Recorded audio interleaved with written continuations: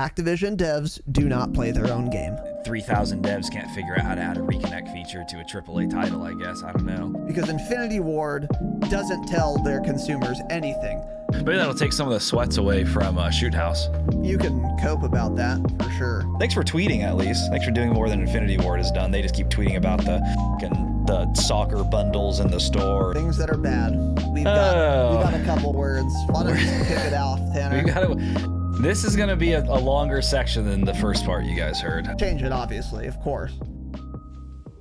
I thought I'd be streaming with Tanner Dropshot today, but I guess I'm streaming with Trey 24K, which is very interesting. No, he puts something over his shoulders, doesn't he? He puts the blanket on the shoulders. Yeah, I thought you were going to. And it's like a Halloween blanket. You're doing the grandma play with the blanket on the lap. That's very interesting. That's because I have 7-inch shorts on, so yeah, 90% of my legs are just sticking out, man. I see. You know, they make... Ooh, blankets are great. They make shorts that are like long enough to go to your ankle. They call them pants. You ever tried those? Put some sweats not on, really. man. Usually a couple times a year I will. I could get some sweats. I was thinking that. Let's order some sweats right now. Get some sweats. What's a good sweatpant brand, man? I would say whatever brand of shorts you really like, they probably sell really nice sweats. Well, I'm not doing that because I wear Lululemon shorts and their sweats are $200. I'm not doing that. Are they actually like probably that expensive? Yeah. I'm going to go to Amazon and see how much some Lululemon sweats would be. Let's see here. Lululemon sweats. I should probably type that Well, they in. won't be on there. You have to go to their website. I don't think they'll have them. Maybe they'll have them on Lululemon Amazon. Sell things on Amazon? You're a fucking it. There, yeah. No, I don't. $175. Lululemon Men's City Sweat Jogger. They look like basic ass fucking sweats. $175. That's insane, dude. They're really good quality shorts. Yeah, that's what people say when they Amazon. buy Lululemon and then try to justify their purchase. We are live, boys and girls. Oh, those are great looking. I should order those. Holy fuck, those look good. Welcome to the Dropshot, a Call of Duty podcast, episode number 298.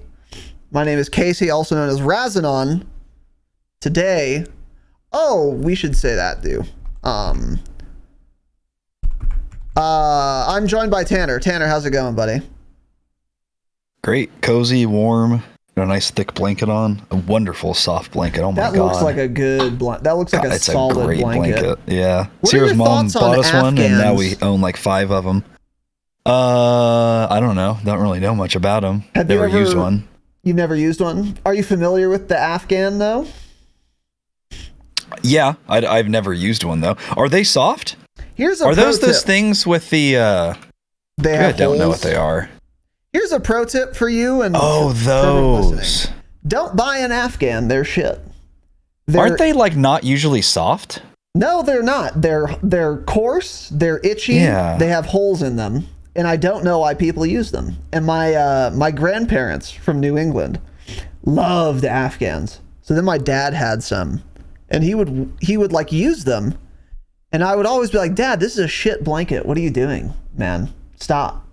Yeah. But I don't know. I don't think he actually liked the garment itself, but he just liked that it was like, I don't know, his old parents or something. But they're dog shit. I don't know why people use Afghans. I guess the idea is that because they must be some different material that's like giga warm, I guess. I don't know though. I Probably would never buy thick an Afghan. for going outside, but yeah, not like soft warm. Yeah. I think that's what it is. So don't buy Afghans. Anyway, welcome to the show. Shout out to the Afghans. Great map. Today, great map for sure. Not so much in real life though. We are doing an episode on Call of Duty. So this is going to be an interesting episode, and we're going to get more into that once we are about to get started. But first, we have a couple of announcements. First and foremost, if you are a new listener, a new frog, I will remind you there are timestamps. You can skip to whichever section you deem worthy of your attention if you want. Now, I will also warn you, if you're a new listener, we have been told by veteran listeners that, in fact, the only part of the podcast worth listening to is the announcements, which you might be tempted, again, as a new frog, to want to skip. But, people who listen a lot, they say, don't skip that. That's the best part. Because when they start talking about Call of Duty, the dog shit trash video game, it gets boring real fast because the game fucking sucks. And so does the franchise, and so do the devs who work on it. These are all fair points. And there are a lot of arguments on both sides. I just wanted to give you all the information. But you could skip them if you want using the timestamps. Now, with that said, we have a couple of announcements. First of all, don't yawn. Come on, man. I'm getting cozy. I'm falling asleep here. Don't get too cozy. You gotta fucking settle down cozy with that, dude. You need to lower the cozy level from an 8 to a 6. I swear to God, I think I can fall asleep right now. If I reclined a little bit more, I could fall asleep. You're getting dangerously close to chill mode on that chair too, which I'm not comfortable with. Could get a full chill. I don't want you falling asleep. So yeah, as I said, a couple announcements first. First of all, this morning we had a Patreon bonus episode go live for all the patrons. How long was that episode? Because I feel like it was pretty long, 90 minutes or so. You remember? I think about that, yeah. About 90 minutes. Solid episode. We did not expect it to go that long. And that's one of the big reasons I think that I liked it so much. Usually when we're going to do an episode, once we've done the notes for an episode, we have an idea of how long the episode will be. We've been doing this a while. And that episode we thought was going to be an hour. 60 minutes, yeah. Yeah, and it was more than that. A lot more than that. Which implies that it was a good episode. Usually if an episode runs long, especially an episode where we're not covering notes or anything, like that one was, that is some evidence that it was a good episode. I really enjoyed recording it. I enjoyed recording it a lot more than I expected to before we actually did it. But basically what we did was we played some CDL Mosh Pit, the playlist, with Lavo, and then we kind of talked about that and how that will relate to ranked play when it comes out for season 2, and how you maybe ought to prepare, and some observations we made from playing in the Mosh Pit, because that's obviously very similar to what ranked play will look like. Now, I have also been informed from, I believe, Distortion in our Discord, which is linked below, a patron, a king, who is a CDL ranked T2P nerd, and fuck you, Distortion. Spit gif, just kidding. That was good feedback. That actually, we can expect a lot more changes when ranked play goes live in the form of additional restrictions that the CDL Mosh Pit does not have. So CDL Mosh Pit has a lot of restrictions, like you can't use LMGs, you can't use shotguns, you can't use most kill streaks. Can't use a Strela, can't use a Joker, yeah. It's launchers, yeah, etc.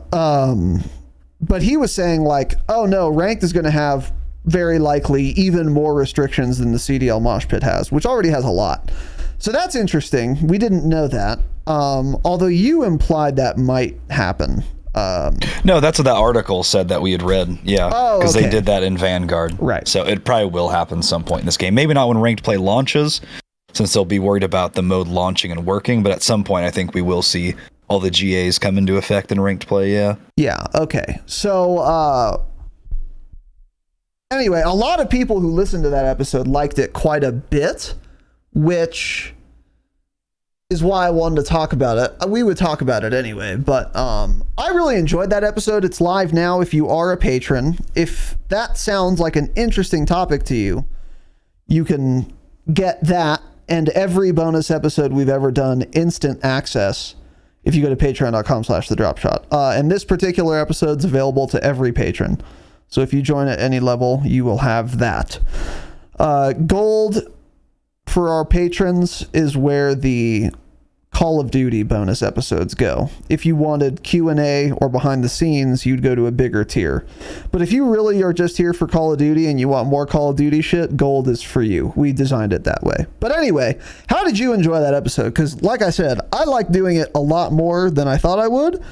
And it was insightful and a lot of fun. And it almost became like a CDL ranked brainstorm, kinda, because we were like trying to figure out like what we should be doing, you know? Yeah. It had some brainstorm vibes, you know? What were your thoughts? It had thoughts? some vibes for sure. The vibes were unmatched, I would say. They were unparalleled vibes, yeah. Yeah, it was, I thought it was good. I didn't like the idea when you first came up with it, but once we like played it and I realized what we could actually talk about with it, and then, you know, we dove a little bit deeper into ranked play and how it's going to work according to the leaks, which probably aren't leaks. It's coming out in 2 weeks. I'm sure they're all right actually real, but yeah, I really like doing it. I had a lot of fun playing the mode, actually.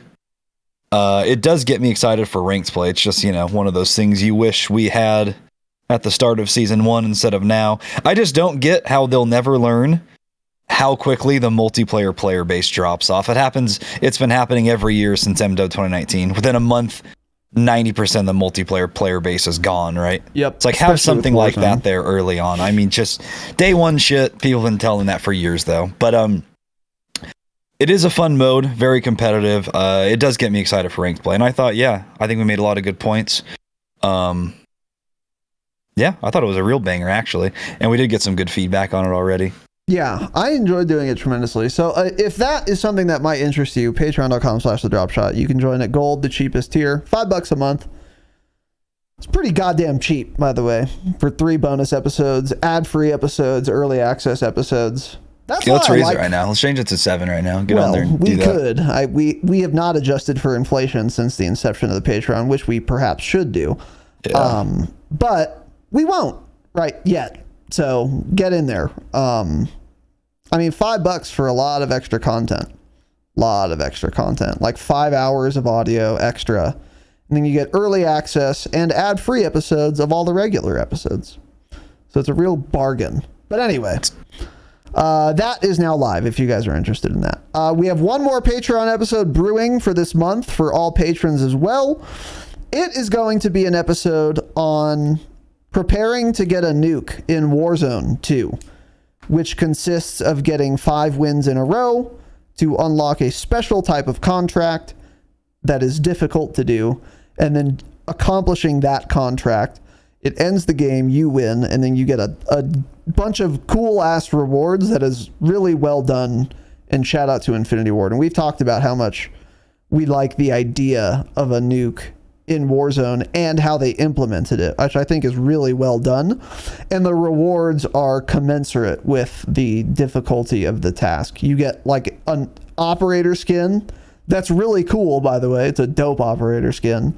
It you is. Get a weapon charm. You get a sticker, which is normally dog shit, but since this is a sticker that you have to do something hard to get, it's cool. The weapon charm's very cool. I think you get other things too. You get a calling card, and I don't know if you get an emblem. I think you do get an emblem also, actually, but I know you get at least an animated calling card. So it's really cool, and it's really hard to do. So we were thinking what would be fun as a bonus episode is sitting down and putting pen to paper, as it were, and trying to figure out how we are going to do that. And I think everyone's journey to getting a nuke in Warzone will look slightly different. And that's another thing we are going to examine in that episode. For example, if you are a solo player who has no friends, spoiler alert, it's going to be a lot harder for you to get a nuke than someone like me who is above average at the game. But my personality, my charm, my charisma is in the 99.99999th percentile, which allows me to play with other people who are 99.999th percentile in skill at Warzone, and I will be getting carried to a nuke one way or another. And I'm very excited for that. But that is just not an option for most of you guys because you have the personality of a wet fart. So instead, we're going to talk about how we plan to get a Warzone nuke and how you guys should plan to get a Warzone nuke, and for whom that's even realistic, because let's be honest, for a lot of you, it's just not in the cards at all unless you open that wallet and go to @OPMarked on Twitter and pay for a carry. which is fine. And we'll get into the details and our thoughts on that. But I'm very much looking forward to that episode. And that is one we have not recorded yet, but we will be soon, obviously, before the month of January closes out. And I would expect that to go live on Patreon for all patrons on the 31st of January. Are you excited for this episode, Tanner? Yeah, because we do eventually want to start going for them. We've never really tried, actually. Never really focused on it. But I think if we did, we would be able to do it within a month or so of actually trying it. Probably sooner than that if we actually tried. I think really a month hard. is a conservative. Yeah, I think that should be very conservative. Yeah, you just got to play slow, play smart. But yeah, I think that will be interesting. It'll give you guys some ideas too, I think, on how to go for it. Because yeah, we're gonna figure it out together. As long as the game is perfect and playable in season 2, and 3 out of your 4 teammates aren't crashing every other game. That's the only other reason. Actually, we've never been able to get it. The first month Warzone 2 was out, we could not play quads without at least one person crashing every game. So it makes it impossible. That's why we just okay, fuck it. We're not even going to attempt any of this because it's frustrating having it end that way. We're not even going to attempt this until the game is eventually in a stable spot, which hopefully we will be in season 2. We won't be probably a couple weeks after season 2 once all of those bugs start getting squashed. But yeah, I think that'll be fun to do. Yeah, for sure. Yeah. It'll just be good strategy on how to win in general too, because you'll have to play very conservative, and that's how a lot of you guys do play. I think a lot of the listeners, you're not Aiden over here pushing buildings, dropping 30 bombs every game. So I think something like that, kind of playing how to play smart and very slow in general, I think that would be a good tip for any Warzone player. Exactly. That's another reason why I think it's a good idea, is because even if you have no hope of actually getting a Warzone nuke, which, to be honest, is going to be a sizable number of you. I think like half of our patrons could get a nuke if they really tried, if they listen to the episode. But for some of you, it's just not in the cards. But regardless, I think it'll still have some utility because, as you said, the strategy for getting a Warzone nuke is going to be virtually identical to the strategy for winning as many games as you possibly can, because you have to win 5 in a row. So obviously there's going to be a 95% overlap there, and the extra 5% is going to be just things beyond winning one game that you are going to need to account for. So I'm really excited for that ep as well. And if you're a patron or considering being one, keep your eyes out for the 31st of January. Now, a couple other announcements here. Our website is finally done. The overhaul is complete, and it is fan-fucking-tastic. You can go to thedropshot.com, and you can see the entire website. And you know what we're going to do here is we're going to do a quick little preview. So, gonna pull it up? I'm going to pull up the absolute I know what it's like. website. I have it pulled up right now. So here's the website. And as you can see on the homepage, it says the Dropshot live now, which we are, which is true. Nice. And here's a little screen cap of us being live. If you swipe, you can see what our normal homepage looks like. Some cute little photos, our latest episode, when we're going live next, which is in, I guess, -3 days. I don't know. We'll have to look into that, I guess. But anyway, here's the website. That broke now, yeah. So we updated the homepage a little bit to make it look a little better. But the big thing is we updated the live page. So if you go to watch now, or you could click here, then if you have good internet, then it'll pull up our live stream, which is right here. Page. And this is just an embed of our YouTube live stream. So every time we're live, you can come here and watch the podcast this way. You can also chat. This is YouTube chat. It's the same chat we see and are using. You sign in with Google up here to your YouTube account, and then you can chat. I think you can do super chats and shit too. If any of you are logged in, can check on that. That would be great. If you can become a member on our website, if you can super chat on our website, those are things I don't know. So if any of you can check on that, that would be great. But I think the big advantage of the website is that it has studio mode. Yeah, you it's go a to proper theater mode. dropshot.com/live. The only things on your screen are the stream and chat. And that's one disadvantage of watching on YouTube. You can either have the stream in a fucking tiny window with the chat next to it, or you can have the stream like full screen, but then the chat is underneath it, and it's dog shit. But on our website, it's perfect. This is the ideal layout. So I think this is unironically the best live viewing experience is doing it on our website. So I agree. That is now live that way right now, and you guys should check that out. And if you're a live viewer, I'm not kidding. It's way better watching here. Just try it. You'll see what I'm talking about instantly. Yeah. That's just at thedropshot.com/live. And then while you're at the website, we got a little hamburger menu. You can check out some other links to all of our shit, as we've always talked about, including a store page where we have some items. And then if you're tiny or gigantic, you can get some of these things. And then also we have the most important button, of course, nothing donate. In between. If you click on the donate button, you can give us your money, which we would. Yeah, make sure that link works. Is that working okay? That one needs to work. Perfect. Yeah, oh, you can donate $100. Holy shit, that's dope. Yeah, it's fantastic. Yeah. Oh, wait, can you do more than that? Yeah, you can. Damn. You can do other. You can go even higher than 100 United States dollars. Yes. So anyway, the website is done. Shout out to our developers. Although I am gonna take a little note of the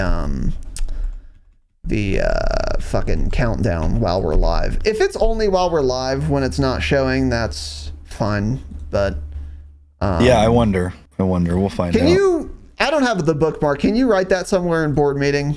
Check on the website counter. Thank you. Okay. So our site's live. Yeah. And the theater mode's better. All right, next announcement. Last announcement from me anyway. For episode 300, we are, in fact, going to do something a little special.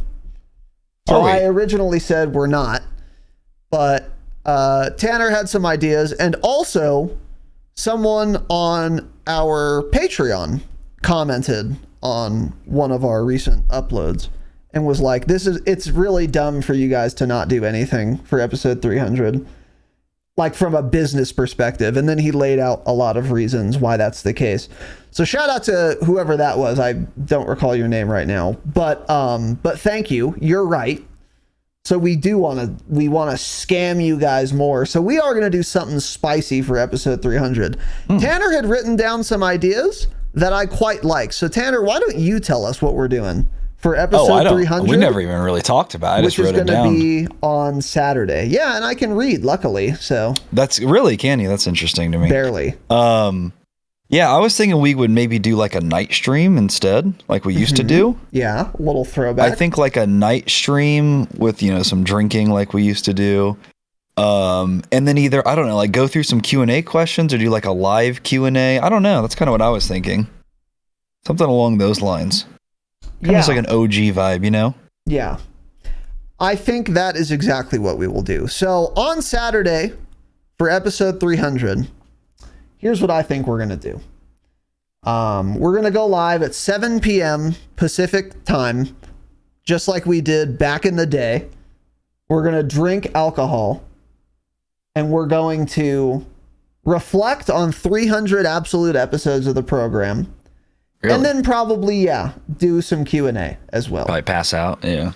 And then, go unconscious on stream and then get banned for a week. Because that's not within the terms of service. But we'll do a little celebration for Saturday on episode 300 thing. I think that'll be fun. That's a lot of episodes. I think it is worth celebrating. So it'll be at night. And if you go to our Twitter at the Dropshot Pod or join the Discord or go to our YouTube, these will all be scheduled with whatever time we're going to end up doing. So it's probably going to be 7 p.m., but we might want to do 6 p.m. Pacific time instead. Tanner and I are going to talk about that. But we will have that schedule up in those 3 spots on Monday. So keep your eyes on everything there.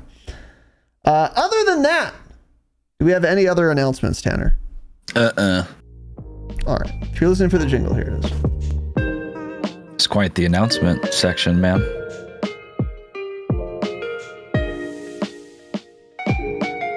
I'll be back.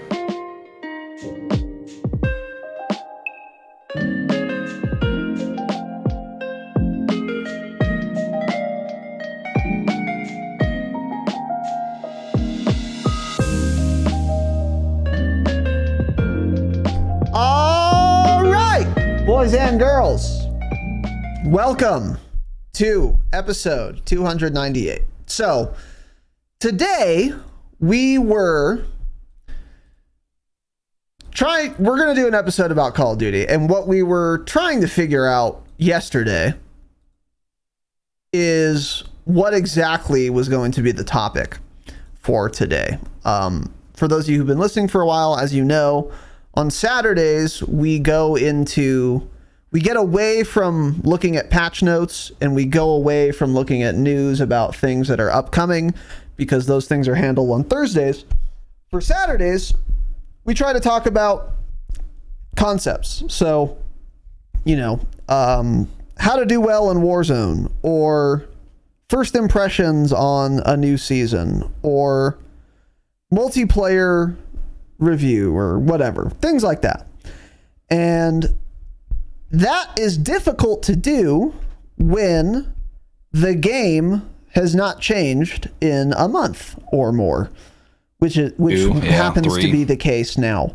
So normally on occasions like this, we will go to Q&A episodes and we'll answer your guys' questions that we field from Discord. Anyone can do that, by the way. If you guys want to join the Discord, there's a Q&A question segment. You can ask a question and we might answer it at a time.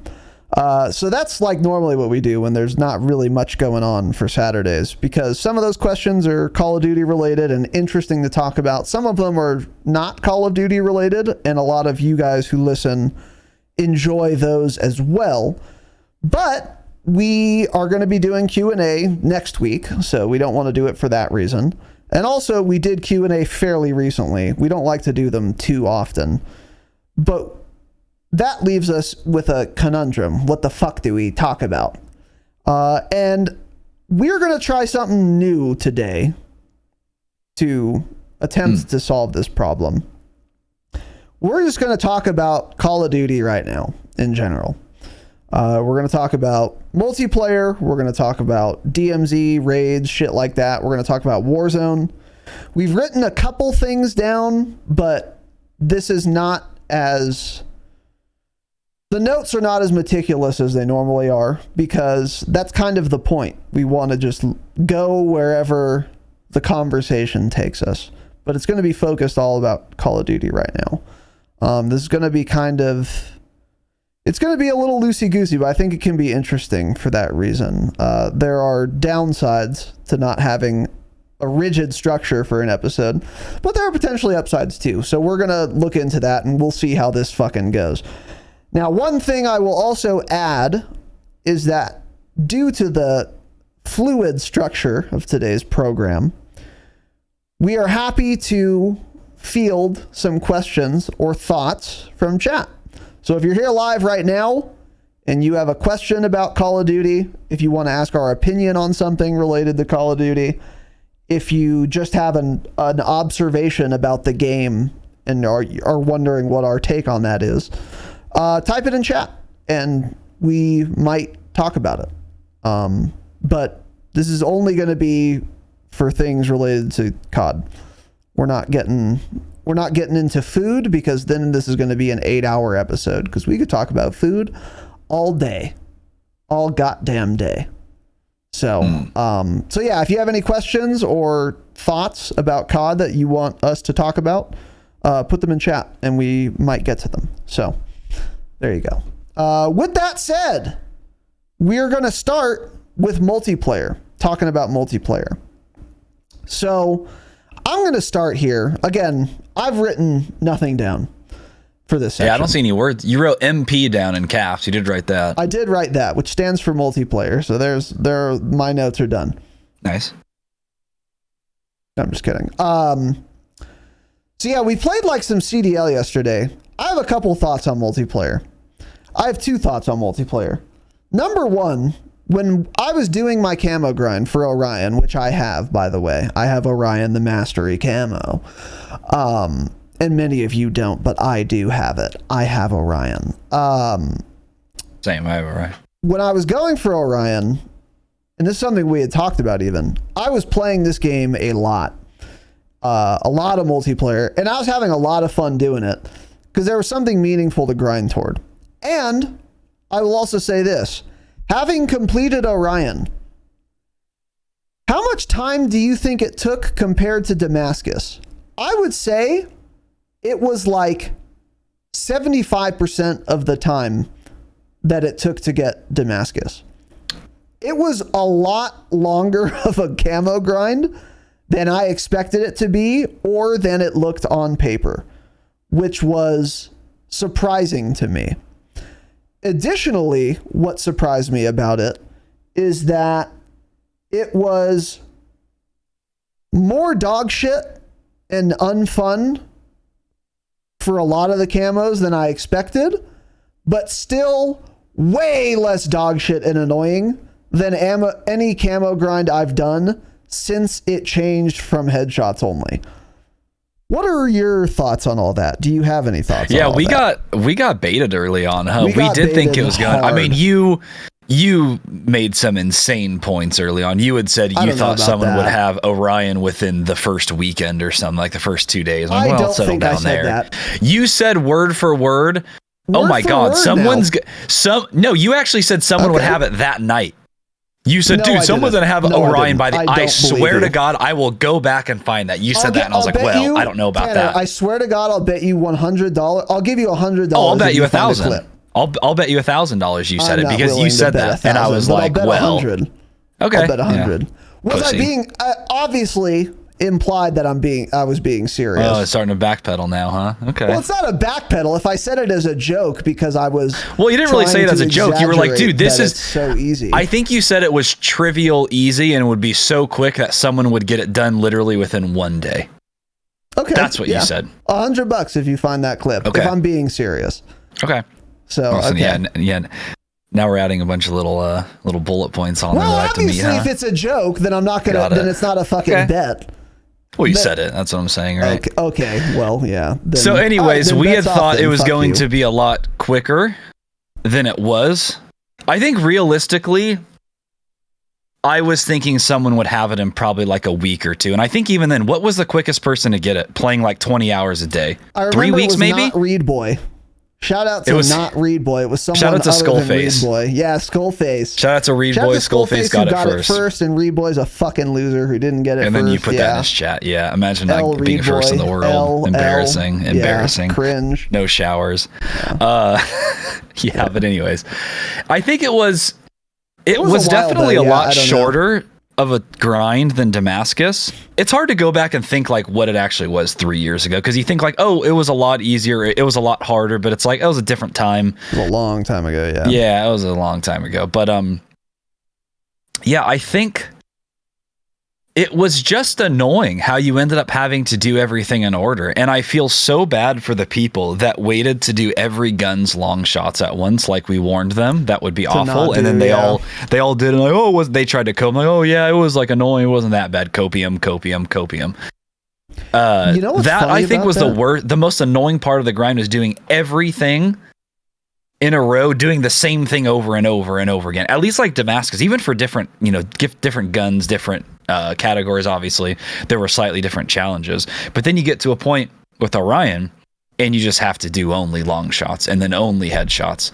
And even though like the only headshots wasn't annoying or didn't take that long, it ended up being so annoying because I'm going in there thinking like, oh, I can get like at least one SMG done every game of Shoot House. Wrong. There'd be some games where you just get unlucky and you get 7 headshots in a match of Shoot House. You play another one and you somehow get 3. And then some other guns end up being really annoying. And then other things like, oh, well, I'm going to try to build my gun for recoil control. And then I can't ADS fast enough. So then I die when I'm trying to ADS. Things like that become frustrating when I'm like, dude, oh, this should be so easy and it's taking longer than I think it will take. So it's pissing me off. Exactly. If we didn't have expectations, it would have been totally fun. But we did. We expected it to be. Yep. Yeah, way faster. And that's than it our was. fault for expecting anything in a COD game ever.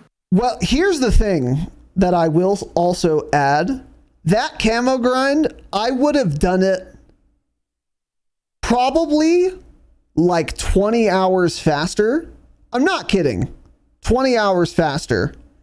If all of the ground war maps were MW19 ground war maps. That was I the agree. biggest problem. That killed it. Because we were thinking that the ground war maps would be decent or playable or fun. And all three of these ground war maps are not. They're not decent. They're not playable. They're not fun. And it is not the place to go. It is the place to go for long shots, but it's not nearly as easy to get long shots in MW2 as it was in MW19. And that is what that was like the big variable we just didn't see. And that's what contributed to a significant amount of time doing that grind, which was really annoying. We didn't expect them to just release the worst ground war maps in Call of Duty history, and that just make ground war virtually unplayable. You know, we expected decent maps after MW19, but didn't get it. It's weird because the Sixes maps are pretty fucking good. Better than launch MW6's maps by a very large margin, easily. Course. And then the ground war maps are just substantially worse. Which is really bizarre. And I almost would have rather had the opposite. Yeah, it's like they have dead drop devs.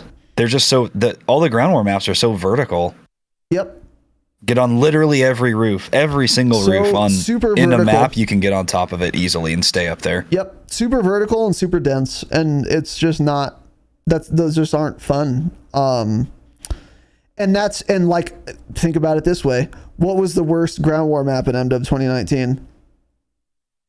Tovorsk District, which was an immediate back out every time. Yeah, because people would sit on. There were no gunfights, no gunfights, which is how it is now. You don't really have. You have these awful not PvP, not fun PvP gunfights because it's one guy sitting on a roof, and then that times 30 on different roofs. Yeah, and then that's all of this ground war. That is said city summed up right there. Actually, most of the people are on roofs or in windows, and then at any given time there are 10 people on the whole map down low. Yeah, max. Yeah, it's a real travesty, and that's something we had said early on that I still stand by, is that the biggest disappointment by far with MW2 is the ground war maps. I was expecting them to be so much better. Because they got it right. So I expected them to improve the Sixes maps because they talked about that a lot. And then they showcased some Sixes maps and they were solid. And then the beta had some solid Sixes maps. By the way, whatever happened to that one fucking map? Museum? Yeah. Is it just never coming back? Charlie Intel's hinting that it's coming back. Oh, they really? posted a screenshot on Twitter with nothing else. And then someone commented, and I think, let me try to pull it up. And I think they had said something like, oh, great. So this is going to be one of the quote new maps that they're going to hype up. And then it's not even going to be a new map. And then I think Charlie Intel just responded with that little emoji that doesn't have a mouth or something. So maybe season 2, season 2, right? Hunter TV said, imagine this gets added in season 2 as a new content. And then Charlie Intel, he put the little emoji with a monkey covering his face. So it's coming back. Yeah. And yes, they're going to hype it up as a new map, museum coming. Yeah. Smile. Yeah. And then we'll get one other actual new map. And we won't get any new ground war maps. By the way, museum. It's fine. I think for some modes it's good. I think people had thought search it was good for, but I never enjoyed that in the beta at all. It's real. I think the competitive weird. Kids wanted it though, I'm pretty sure. It has a very large percentage of it as a no man's land, and I don't really like that for multiplayer maps. I like multiplayer Sixes maps. Too open, you mean? Yeah, it's just it's too open based on everything around it. There's that statue at mid, and if you're not hugging that and you're in that very big area, you are fucked. Because there's people in all the little angles on the ground, and then also the people upstairs shooting through those windows at you. You're so fucked if you're by that statue and you're not on that statue. It's really awkward. Yeah. I don't like it. It just felt weird. But I didn't play it enough. I mean, my opinion definitely could change on that if I had played it a lot more. But I don't know. I randomly thought of that a couple days ago. And then it just came to mind again.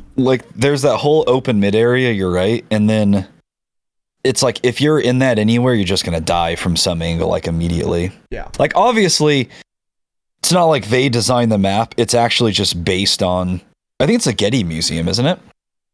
I don't go to museums. And it's like, well, that's what it's like a replica of the Getty Museum, like exactly, like you can look at pictures and that's just how it is. So that's why there's just so much open space. It's not a designed multiplayer map. They just stole the Getty Museum and put it in the game.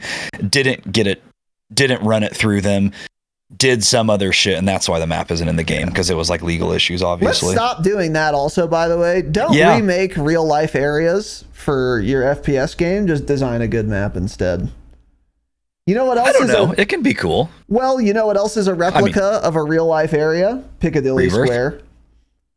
Rebirth is. Rebirth too, though. Yeah, that's true, to be fair, which is a good Fortune's Keep, man. Is Fortune's Keep based on something? No, I'm just kidding. Okay. Imagine that one. Little cemetery right next to a winery, which is also right next to a lookout tower, which is also right next to a castle. Yeah, you're right. Good point. Yeah. But anyway, Ground War sucks. But one of the things, back to the very beginning where I was going with this, is that when I was doing the camo grind, I'd been talking a lot about, I wonder if Tanner and I both were, I wonder if we're going to keep playing multiplayer once we get Orion. Because right now, we were saying contemporaneously, the motivation to play and the fun of playing is all grinding toward that camo. And we were genuinely curious, are we going to keep playing once we get Orion? Are we going to maybe start going for the mastery camos for each gun? Not like every gun, that's insane, but like for some of them, like, you know, I really like the the Hurricane, so I'm going to get the weapon charm and the emblem and there's 5 rewards, I think. I don't know what they all are, but if you get like 100 kills with the Hurricane with the gold camo equipped, you get a thing, 200 with platinum, so on and so forth, for a total of, I believe it is 1,000 kills? 1, 2, 3, and 4? Yeah, 1,000. Yeah. So a total of 1,000 kills, you get everything, all the mastery shit. And we were like, maybe we would do that. But now in hindsight, no. Turns out we wouldn't do that. And I just don't play multiplayer that much because, again, there's nothing else to grind for. And like in BO4, the last great multiplayer Call of Duty game that had real problems, I played after getting Dark Matter in that game, the Mastery camo, because there were things to grind for outside of that camo that were meaningful and fun. And there were other reasons that I continued to play multiplayer. You know, there was no one played Blackout on PC, so that wasn't an option. And even if it was, it wasn't the cultural fucking phenomenon Warzone was. So there wasn't that competing force. But also, you know, there was prestige levels that persisted throughout ranks and content drops. There were Dark Ops challenges, hidden challenges, a ton of like really cool challenges, mastery challenges, which MW2 has some of, but they are not nearly the same. Like my favorite example of a mastery challenge in BO4 is Killer Master. And basically what that is there are 9 challenges all within the killing category. And if you complete all 9 of them, then you get a bonus calling card called Killer Master. And it was this dope Grim Reaper animated calling card that signified that you have done all the Killer Master sub camos. So like, you know, of the 9, it would be like, get 50 Bloodthirsties, get, 30 Merciless, get 15... No, I don't know. It was easier than that. Get a Ruthless, get a bunch of double kills, triple kills, Fury and Metal, quad feeds. Yeah, right. Quad feed, Fury kills, and then you had to get only 1 Ruthless kill, which is 15 kills in a row. And I was dog shit at this time, because this was my first FPS on PC. So the last thing I needed was the 15 kill streak. And I'd gotten to 14 like 4 times. And then I finally got 15, and I was so happy because I got that calling card, but then also I got Killer Master, which I really fucking wanted because I would see other people with it and they were all pretty good. And I was like, damn, that's cool. I want to have that. And then once I got that, the next step was, all right, let's get the nuke. Let's get the nuke calling card. And then that kept me playing a lot. And then eventually I got the nuke calling card. And I was like, all right, bet. Let's go for Prestige Master. And then once I got that, I was like, all right, let's go for level 1000. And there was always like something meaningful and cool that was worth going for that this game just doesn't have. And maybe it does have it, but it's not alluring enough to actually go for it. Because this game does have mastery challenges. But the Killer Master equivalent in this game is just like get 10,000 operator kills. Like get 10,000 kills. So that's not hard to do. You just play enough and you'll eventually get 10,000 kills. But there's no skill barrier there. I don't have to get a kill streak once. I don't have to get a 15 kill streak, which is pretty hard to do. And therefore, the mastery challenge for that really doesn't signify anything about you other than you spend a lot of time playing the game. But it doesn't say anything about your skill level. Which this game just misses. And that's one of the pitfalls of Care Bear participation trophy culture, is that you don't tell people, no, you can't have the reward, you're not good enough. They just take out rewards that require you to be good, and then boom. But yeah, I don't know. So anyway, yeah, I have not been playing multiplayer since I got the camo, which is a shame. And I don't think you have either, right? Not really. And it's fun, but yeah, there's just like, this is fun. Yeah, and this right. goes across all modes right now for me in Call of Duty. DMZ, Warzone, and multiplayer, which we'll talk more about in a bit. Same thing. There is, other than just playing to have fun, there's nothing to like play for anymore. And at this point, it's like, we've played these games for so many years. A lot of people don't just want to play and have fun anymore. I get a lot of people are that way. Some of you play 1 or 2 hours a week. So you're like, I just want to have fun playing a video game. I get that. That's not ever been the case for me, though. I've always played a lot of FPS video games since I was in like middle school. And I don't want to just play to play anymore. I need something to do. And yeah, they just don't put that in these games anymore. Like I'm looking through right now the Black Ops, Dark Ops challenges. And it's like they were so interesting. Like, gemmed out was activate the highest tier of dark matter camo. So you have to unlock dark matter, then you have to use every single gun in the game and get 30 kills in a match with it, right?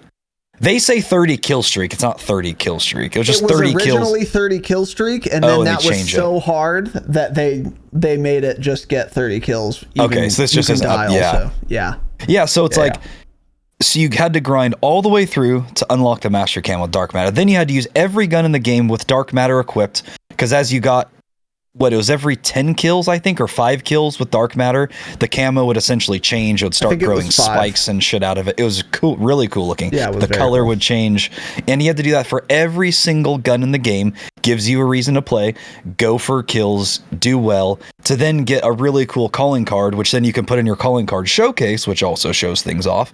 Proves to people that you've been playing and you also see everyone's calling card showcase when you're in a lobby waiting for a match to happen. And lobbies stayed together. There was so much that went into it. And so you can look at other people and you're like, oh shit, this is a sweaty lobby. Like this guy has, what's the nuked out? He has the free-for-all nuke, which is insane to get. That one I never got. Yeah. And even that I like tried grinding for like a couple days. I'm like, I don't think I want to do this. This is hard, man. I shout out to people that got nuked out. A free-for-all nuclear medal, that is insane to do. The reason that was hard, by the way, is because a nuke was 30 kills without dying, and the score limit in free-for-all is 30 kills. Yeah. So if you die, you better not have gotten a single kill yet, because Yeah. you have to win the game without dying as soon as you've gotten one kill. That's really hard. Very little margin for error. And then it's tricky too, because you may be on a 25 streak and you're wanting to slow down. Some other guy in that lobby is not trying to go for that medal, and he's at 27 or 28 kills. So then you have to rush to try to get to 30 before he does, or none of it counts. You could end on a 28 kill streak and you don't get the medal. You don't even have a chance to. So like things like that gave you a reason to continue playing the game, because the calling cards too were so cool. Then you can put them in your showcase. The same thing with prestiging your gun and then getting a kill counter on your gun. They had so many different things in that game to keep you playing it, and they just don't do that anymore. They don't. BO4 is literally the last game to have that. Cold War still had, out of the last, from MW 19, Cold War, Vanguard, now MW 2, Cold War had by far the best challenge system still. It was nothing close to what BO4 had, but they had the best challenge system in that game. So I'm really hopeful that... I don't like the way Treyarch games play usually. I don't like the feeling of them typically, and just like the visuals, the colors, or the colors are cool, but I don't usually like their settings and everything. But they have by far the most reasons to keep you playing the game. And so I'm hopeful the next Treyarch game will bring a lot of that back. And then, also Treyarch's been doing ranked play for, for the last few games as well, for all the studios. So that's obviously going to be coming in Treyarch's next game as well. So that'll be cool. But I just, like iDub just doesn't care about these type of things, I guess. It's just, they don't want to give people anything special, and then it's like they wonder why the player base starts dropping off. It's like, why would anyone continue to play Warzone 2 right now? Why would anyone continue to play multiplayer? What's the reasoning? People need reasons to play now. Like, so many people have been... It's not like we're gaming in 2006 anymore, where it's like so new for a lot of people. A lot of these people have been playing video games for a decade or more. It's like they need something else to do. They're bored of just running around shooting people at this point. Yeah, exactly. Like, you need to progress and adapt past that and make some changes to give people reasons to play the game. It's like the MW2 challenges are fucking so just classic iDub laziness, Yep. It's like, get 100 double kills, get 200 double kills, and then once you just do that and you got 1,000 double kills, here's a calling card. It's like, okay, I mean, some of these calling cards are kind of cool, but that just makes me play the game. I don't have to play any differently. Whereas like Treyarch and BO4 gave you a reason to play the game differently, to do certain things. 100%. And that's what we've just... It's like one of these, survive a direct impact from an RCXD and kill that person in the same life.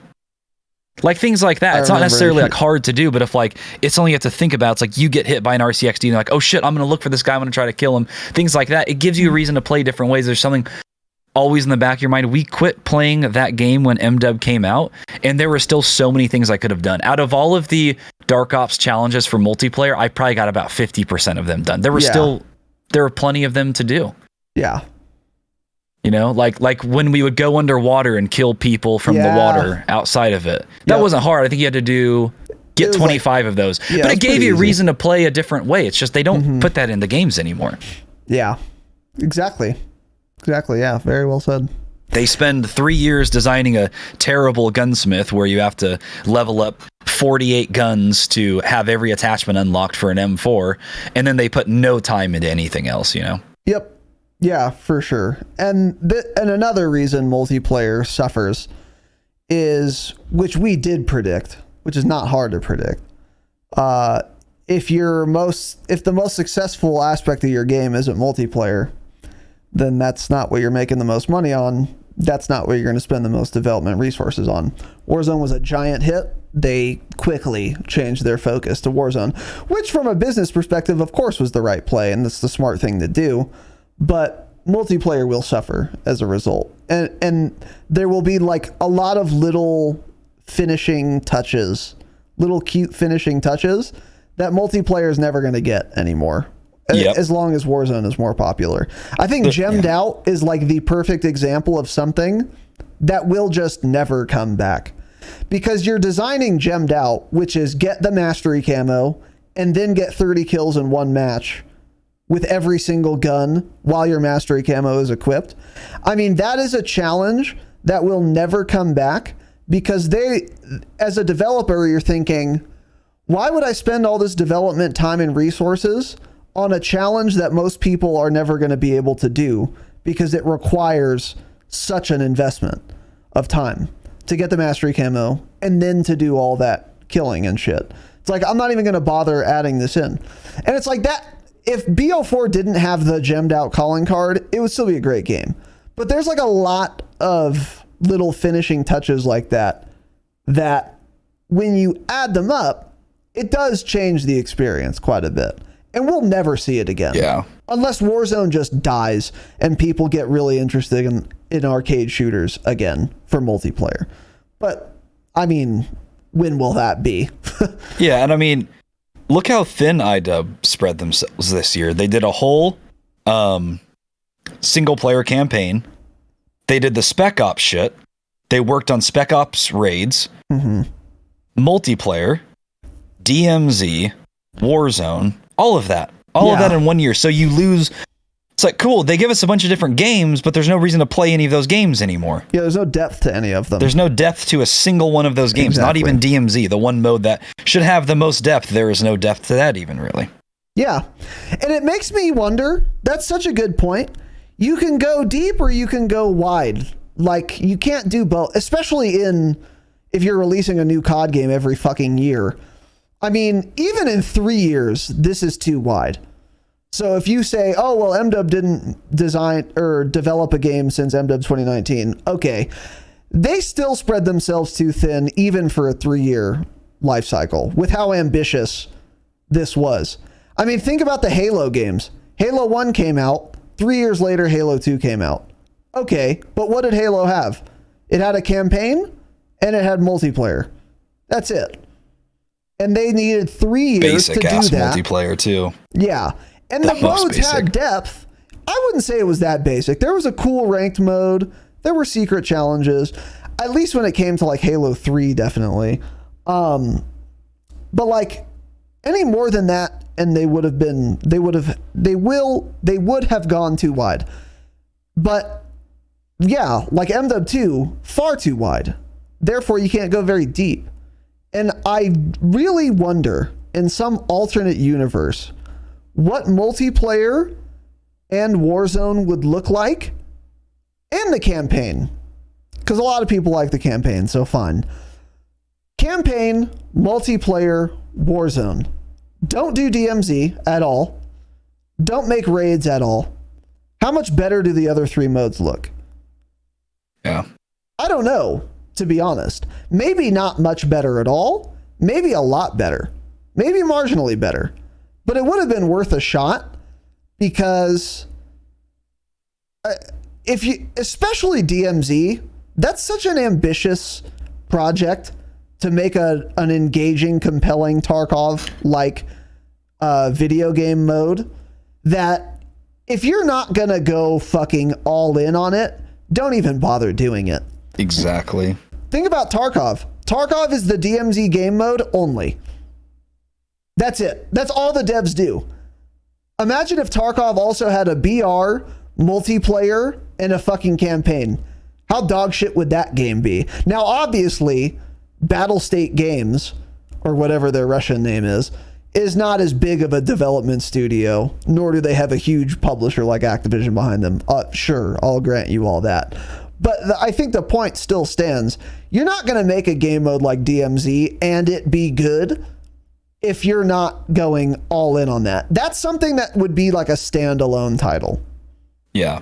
That's what it would be. And it's like they released it right alongside Warzone too at the same time. Which was a giant mistake also. Yeah. Of course it was, yeah. And the point there is that if you're not going to dedicate the requisite time DMZ needs to be like really good and actually engaging and fun to play and worth playing, then you might as well not do it at all. Because you don't get anything for making a half-assed DMZ.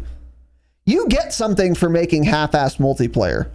If you make a COD game and the multiplayer is kind of dog shit, like Vanguard, for example, you're still going to sell the most copies ever. Or excuse me, for that year. You're still going to make a boatload of money. Fine. I don't blame COD for doing that.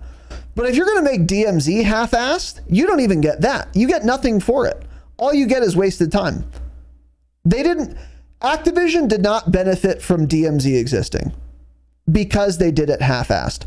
And that is different than Activision getting something for making a half-assed multiplayer game. They did get something for making half-assed multiplayer. They got nothing for making DMZ half-assed. I wish they would have realized that was going to be the case, because it's obvious. You have Warzone already. You have multiplayer already. If they just didn't release DMZ, they would have made just as much money, and every other game mode that people actually play would be better off for it, because there would have been more development time and resources put into them.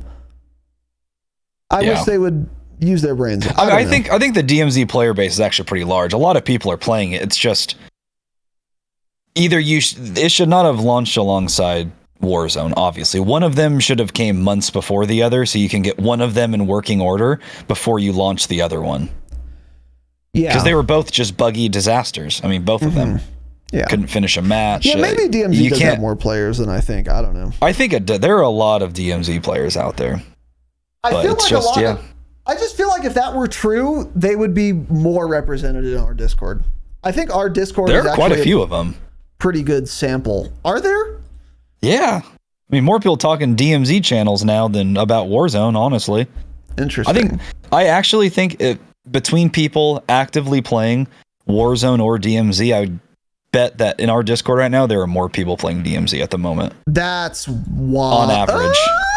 You might be right, though. All of these people that played, I mean, look at all of the people we play with. None of them are playing Warzone right now. Not a single one of them. Yeah, that's true. There are a lot of people playing DMZ always. Yeah. Regardless, I still don't think DMZ being half-assed was worth it for them. Because here's another thing. Everyone who's playing DMZ right now, if DMZ didn't exist, they still would have bought Call of Duty. And they'd probably be playing something else. In Call of Duty, I mean. They'd be playing multiplayer or Warzone. So you might be right. The player base might be bigger than I'm giving it credit for, but I still think my point stands regardless. Yeah, I'll talk more about that in a second. Let me just finish what I wrote here about MP though in general, multiplayer. I think like at this point it's pretty much just been confirmed, if it wasn't already, if we haven't been saying that like standard COD multiplayer at this point I don't think will ever be a fun experience like it once was, because they don't put the time into it anymore. It seems like they spend the time with detail in the wrong areas, like on the gunsmith and the weapons and stuff. And that it's great and shiny and something to sell a bunch of copies of the game.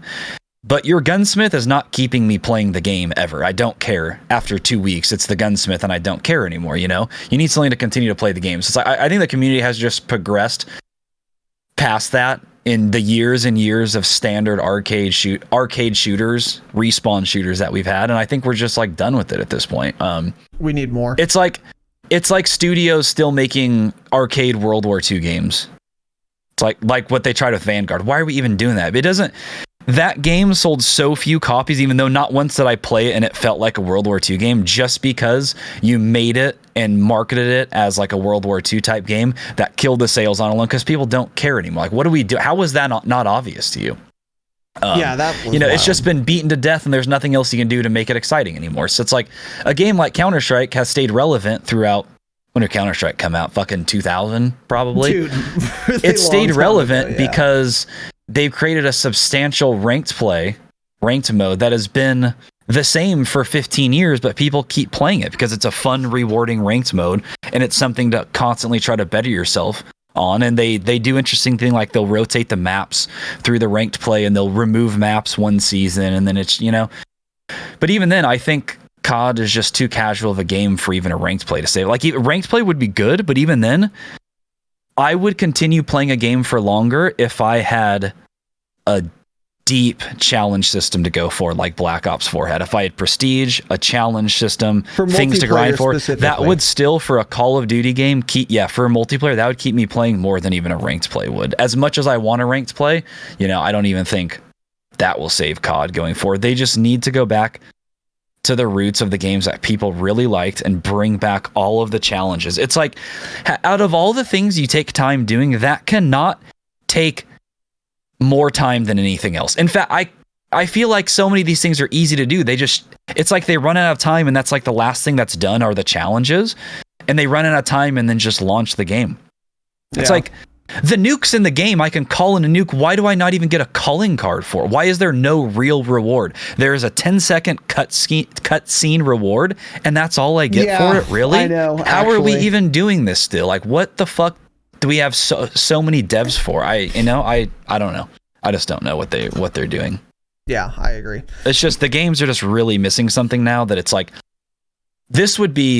we wouldn't be missing something if it was 2010 still, but it's not. We played the same arcade shooter for 15 years now. We need more. You can't just keep launching the same bullshit with no reason to play it.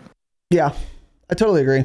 I think you're also right that the reason that Counter-Strike needs ranked play to keep it alive and a deep challenge system would not keep Counter-Strike alive is the same reason that the opposite is true for Call of Duty, which is that Counter-Strike was never like a casual game anyway.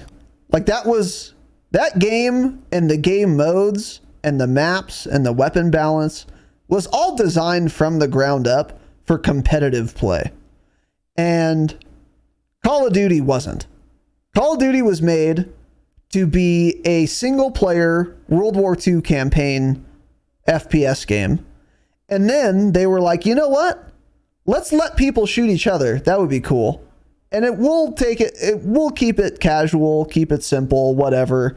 Let people kill each other and respawn and die and have fun, and then that's it. It was never designed to be a competitive game. Like the CDL is not it was a new development because the game was really popular, but it wasn't designed to be like a competitive game. Now, I'm not saying get rid of the CDL, obviously, but at its core and its core player base, Call of Duty players, multiplayer players are casuals. They're arcade players. So ranked mode won't save it. It has to be a deep challenge system because you're right. I didn't play there was no BO4 ranked. I mean, I think there was, but not on PC. No one fucking played it or took it seriously or cared. The fun in that game was the deep challenge system. And that's because of the type of game it is. I don't boot up Call of Duty multiplayer to grind for rating. I'll boot up a different game for that. If I want to play like me personally, if I want to play a ranked game right now, I'm probably playing Hearthstone.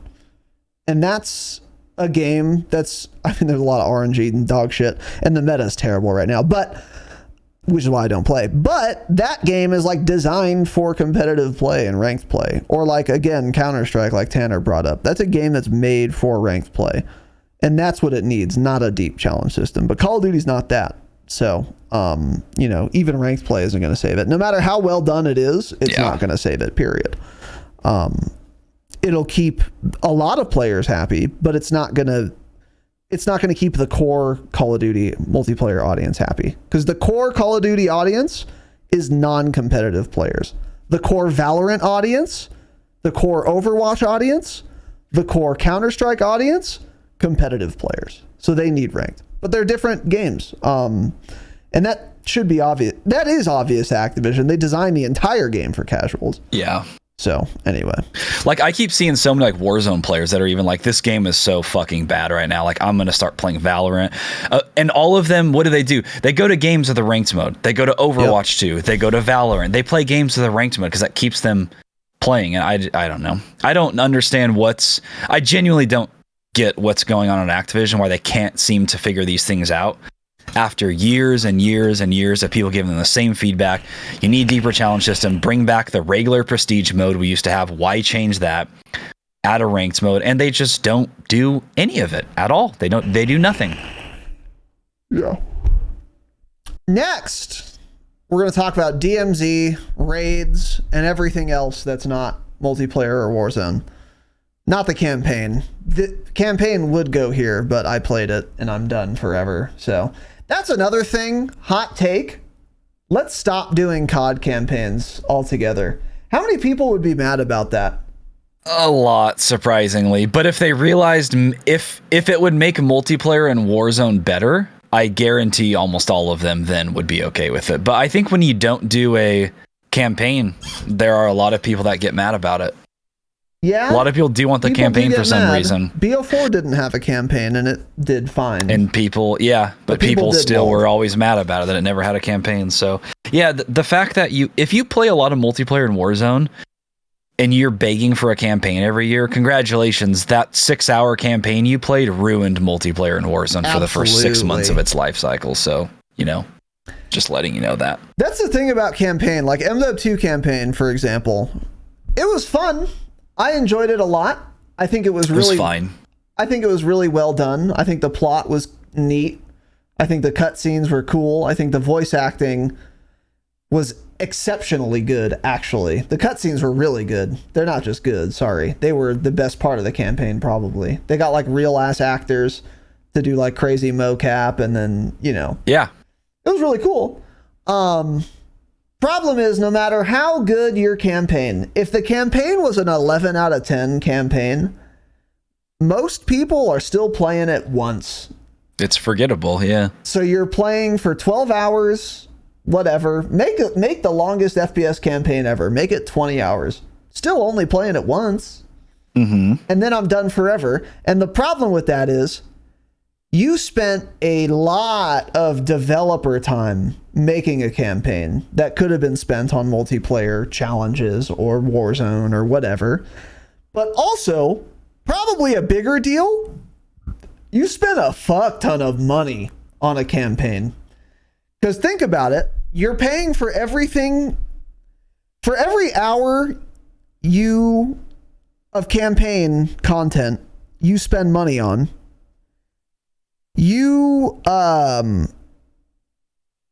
Excuse me. What was I going to say? I don't know what I was going to say, but here we go. Yeah. For every hour of campaign content you spend money on, it's actually probably 5 to 10 times as much money you spend for every hour of multiplayer development time. Because 100%. Everything you have to develop for multiplayer, you also have to develop for campaign. Weapons, UI, map, etc. Like everything. Everything you design in multiplayer, you have to also spend time designing in campaign. But also you have to spend money on writers, actors / voice actors. And that's it. But that's a ton of money. That's the most expensive part of campaign, probably, is hiring the voice actors and hiring and doing the motion cap shit. For sure. And hiring the writers to write the fucking campaign, write the dialogue, whatever. And there are probably different writers too. There's probably some guy and his team who are in charge of like the plot, and then some other guy. I think they're the narrative directors. They're called. Exactly, shit like that. And then there's some other team of writers that you have to spend a lot of money on who write the dialogue. So like, it's so much money you're spending for, no matter how good the content becomes, it's just one and done for the vast majority of people who even play campaign, by the way, because there's probably a significant percentage of the Call of Duty player base who doesn't even play the campaign once. They play it 0 times. But then of the people who play it once, 90% of them are done after one time, probably. Mm-hmm. So why are we spending this much developer time? Definitely, but more importantly, money on all of this, when your bread and butter is in the content that's replayable, the multiplayer content, multiplayer itself, and Warzone.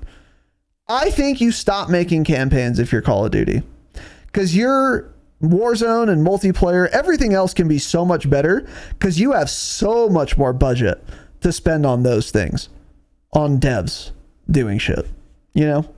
Yeah. I think they need to stop. It sells the game, though, from their point of view. That's what's helping with sales. Think of when they marketed MW2 a lot. So often it was like campaign marketing stuff. That's True. what gets them all the first sales. You think so? I think so. But also, it's because this was an MW title as well. Vanguard had a campaign? Yeah. That didn't help sell that game. That game did not have very good sales. I never even played that campaign because I didn't care enough. I really wonder how How many fewer games would have been sold if there was no campaign for MW2? A small percentage, a very small percentage. That's what I'm thinking too. I think they would have netted more profit if they just did not have a campaign. Yeah. And multiplayer in Warzone and DMZ would also be higher quality, which you could argue would equate to more sales. Maybe making up for what they lost on not having a campaign, maybe even exceeding that figure. Yeah. And it's like we were saying, campaign does have its own team of like narrative directors, writers, and all that. But still, I would imagine a lot of the devs that are developing and coding shit for campaign are also doing it for multiplayer and or Warzone as well. So it is spreading them too thin and giving them too much to do. But yeah, that's the issue is people end up bitching about not having a campaign, and then they bitch about how bad the game is as well. So yeah, I played the MW2 campaign because it came out early, and that was smart that they did that. If it hadn't came out early, would I have played it? Maybe, because it's an MW game, but I mean, it was a guaranteed obvious, like, oh yeah, it comes out, I get to play the game, I get to feel how the game's going to feel. Yeah, for sure. And that's the reason you played it. Yeah. But without it, I just wouldn't have cared. I would have waited till the launch day of multiplayer. Never thought once about, I need a campaign so bad. Yeah, for sure. So. Anyway, moving on. That's just a side note. So yeah, DMZ raids miscellaneous.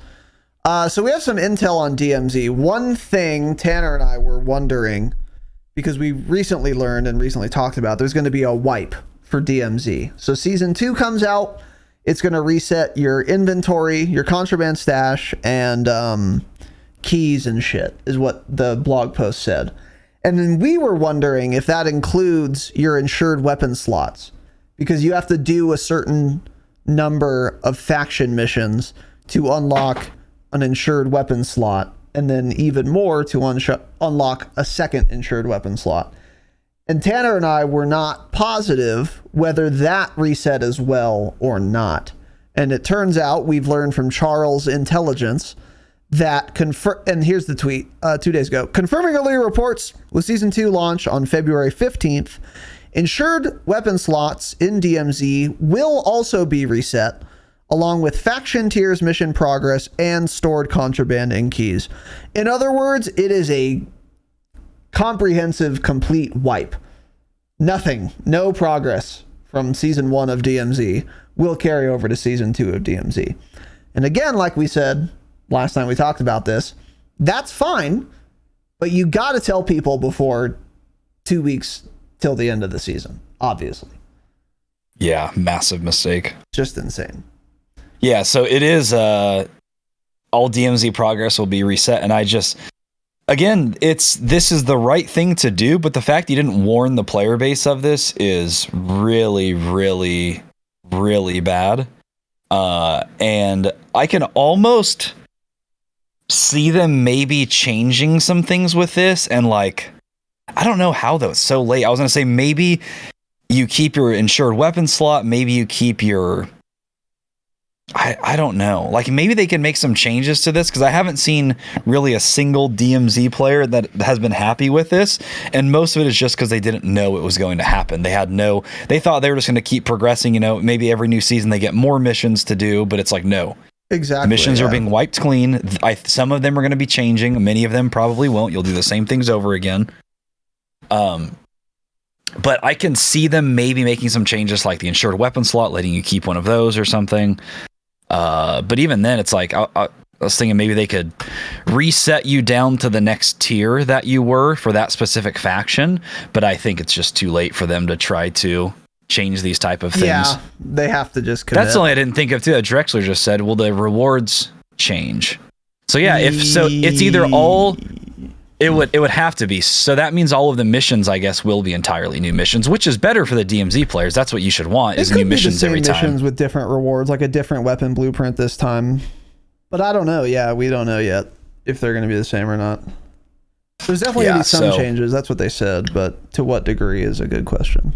Yeah. And as I said on Thursday, so this is a good change, but they should have told people about it. And this will definitely kill off some of the DMZ player base who will never play it again. And I made a joke. I said something about, think of like, I don't remember what I said, but it was something along the lines of like, think of the 40-year-old guys who play a few hours a week, got a lot of their progress done, having no idea anything would ever be reset like that. And then all of a sudden being hit with this. And so then Benji in Discord messaged one of his buddies. And Benji is an adult, is by the old way. and dying for context. Yeah. And so are his so he friends. was like, season 2 DMZ wipe confirmed.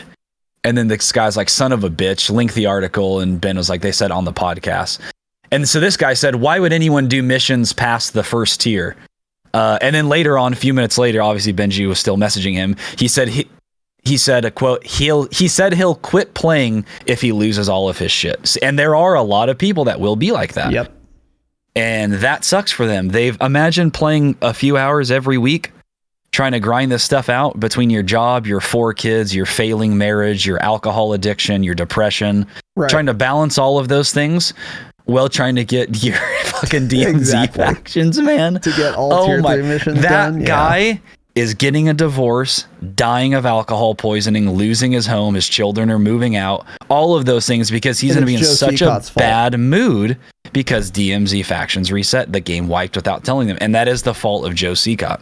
Yes. Of course. Absolutely. So it's just great, good change that should happen every season. You can't not hit people with that other than a little tiny blog post that somewhat mentions it. That shows you what importance they think that is, by the way it was in that blog post, just a little, like missions will be reset. Yeah, they don't even think about it because they don't have a clue because they don't know how extraction shooters work or should work. This reminds me, by the way, how many other 40-year-old DMZ mains exist who obviously don't read fucking Call of Duty blog and will just log in excited for new missions on season 2 and won't know that all their progress gets reset until they fucking log in and sieve and throw their half full Busch Light directly at their TV screen. Apple Busch Light. Is that what Benji drinks? What does Ben drink? Oh God, is that real? He drinks the Apple Busch Light. Anyway, a lot of people are not going to know that your progress resets until they literally launch the game on season 2. And I bet you there will be dozens, if not hundreds, of support tickets filed to Activision's help email or whatever the fuck with old dying men drunkenly attempting to describe their problem. Hey, there's some weird bug. I was really excited to play all the new missions, but I'm like level 1 again. What's going on here? Yeah, I'm confused. they'll think it's a bug. They're going to have no idea that it's intentional. Oh my God. That's going to happen to literally thousands of old men. F's in the chat for them. They're not all going to file support tickets, but thousands of old men are going to log in on season 2. All their shit's reset, and they're going to have no idea what's going on. Oh my God. Yeah. There should be something I had not in even game thought of that. when you get in DMZ. Like, you know, in Tarkov, it says there's that banner that says, attention, this is a beta, blah, blah, blah. There needs to be something equivalent to that says, attention, when the new season comes out, your progress resets. Keep that in mind or whatever, you know? There needs to be like they a should very add that in indicator. now. Something should be in there right now saying, in 2 especially weeks, now. your progress will reset, FYI.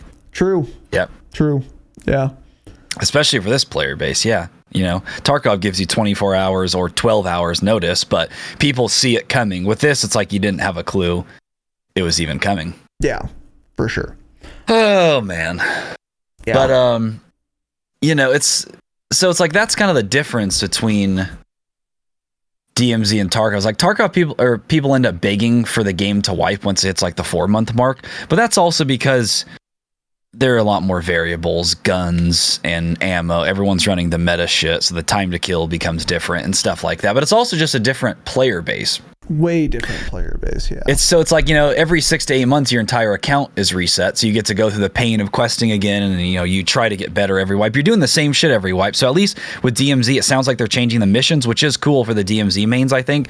I would actually love if Tarkov changed the quest every wipe, but they add on quests instead and kind of change how you unlock certain quests and at what level they unlock. They make Shuffle changes like that, rewards but at the end of the day, around, you do the same quests every single wipe over and over again. So it's like, you know, like this wipe for me, this is the quickest wipe I've had in terms of leveling up. So this is a great idea for DMZ if they had informed the player base of how it's going to work before the fucking game dropped, you know? Tell people how that's going to work. Yeah. Put out your plans. I don't think...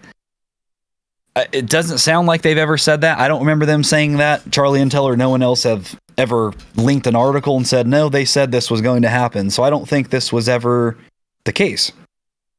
You know, so I think it's important to wipe.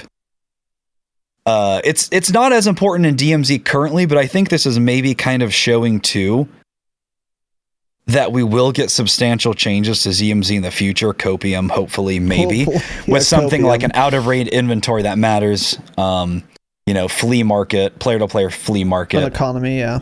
But since they're just altering the missions, then it'll still make for a more enjoyable experience. That gives like a replayability factor for the following season. Yes. So, you know, DMZ mains, you should like this change. I do feel bad for you, though, that you didn't know this was coming. That's just like, you know, you get hit with it out of nowhere.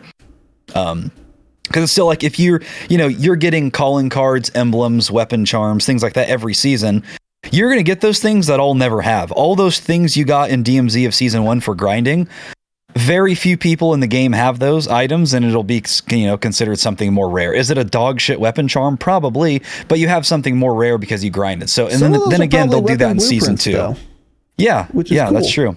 You know, like so you do get things like that. But yeah, so hopefully this kind of means we'll see major changes to DMZ every season or so when they reset things where, you know, maybe loot matters more. There's some sort of player-to-player market, but we had kind of thought that originally. We were hopeful for that, but at this point, after seeing how DMZ plays, I kind of don't know if that'll ever be the case, really. I don't even know if they could take the time to do all of those things. I mean, they still can't fix players crashing trying to extract, so I don't know if we're ever going to get that.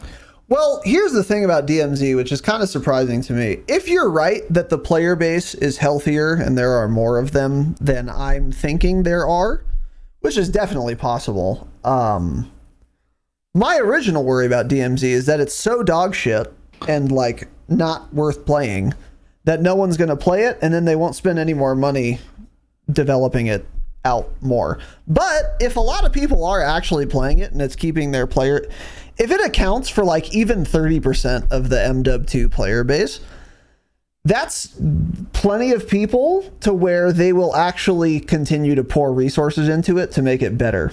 So that's really good if a lot of people are playing it, actually, because then that could potentially provide enough incentive for them to implement something like a player economy, like an out of raid flea market or, you know, bazaar, whatever. And that make it interesting, like have me buy fucking attachments fun and stuff for my guns, or I don't know. Yeah, I mean, honestly, if you want to make DMZ really good, they should continue how they started. Copy Tarkov. Copy elements of Tarkov. What's like a really big, impactful thing Tarkov does that DMZ doesn't currently have? You can answer that question with a dozen things. Pick one, and do it. Yep. Because, I mean, they've copied Tarkov this far. They should continue to copy a lot of the Tarkov elements. I think the biggest, most obvious one is an economy, because then you can like introduce into the loot pool very rare items that people will hunt for, either to complete faction missions that are really hard, or they're hard because the items required for it are really rare, like samples in Tarkov, for example. Or you could find the really rare items, and because there's an economy, you'll be excited to find that, because then you could sell the really rare item on the economy and get a fuck ton of money. Now, the thing about that is you would need something to spend a fuck ton of money on that would be worth it for you. So it's a hard it's not a difficult problem conceptually. It's difficult in its scope, though. Like, you have to do a lot to make an economy work. Because in Tarkov, the reason you get excited when you find dorms marked is because you can sell it for a fuck ton of money or barter it for another rare key to do quests or whatever. And if you do sell it for a ton of money, money is like a good resource in that game that matters, because that's how you buy good ammo, good weapon attachments, good armor, whatever. So there's like a lot they have to do to make an economy that's like an out of rate economy that's like good and worth it. But again, I am somewhat hopeful that DMZ does have enough players to warrant the development time and resources that would be required to implement something like that. Then the problem becomes, is Activision smart enough to want to do that? Because maybe they can justify spending all the resources on developing something like an economy, but do they have the knowledge, the IQ to realize they should do that instead of doing something else for DMZ? Yeah. I don't know. That's I think the bigger hurdle, in my opinion. Yeah. But still, for me, DMZ is just not engaging enough to want to play it. Not at all. And I think we are still going to do that episode next month on DMZ. I'd originally wanted to do it a Saturday episode before season 2, but I had forgot that next Saturday is our episode 300, so we won't be doing that. So it may end up being a Patreon episode instead in February, but we are definitely going to play DMZ again, revisit it, give our thoughts. But we have quite a few DMZ mains in Discord, as I said, and I'm glad they're enjoying the game, they're enjoying the grind. It's just really missing huge major points like we just talked about, flea market, things like that, traders, that make an extraction shooter exciting and replayable for me. Like, if I had never played Tarkov, I can see myself enjoying this mode for me, but I just can't, because it's like you're like comparing a gorgeous fire grilled ribeye to a select piece of flank steak, Right. People that have never had that beautiful ribeye, they eat that shitty piece of steak like, oh, this is good, I like this red meat. You don't realize what you're missing because you've never had it. So like, people that have played Tarkov, you're not going to like this mode because it has 1% of the depth that Tarkov has. It has none of it. Yeah. So that's why it's hard for me to enjoy. If I had never played it, I've been spoiled from Tarkov. If I had never played Tarkov, I would probably really like DMZ, and I would think it was a good mode and it wasn't missing anything, because I would have no clue what a game like that was like. But it's just when you have no option but to try to compare them, in your head, because it's like a similar type of game and you expect something like that, and then you just don't get it. Oh, of course. Yeah. So it's like, in Tarkov, there's a reason you have to do these specific quests to like unlock the ability to even buy a better weapon attachment, which is then also level locked. So you have to do a certain quest and then continue to play longer in order to unlock a trader at this level, which then you can buy this weapon part for a quarter of the price as the people price gouge it for on flea market.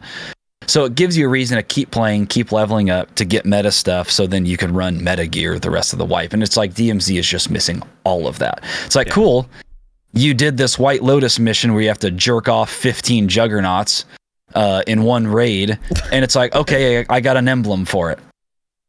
Awesome.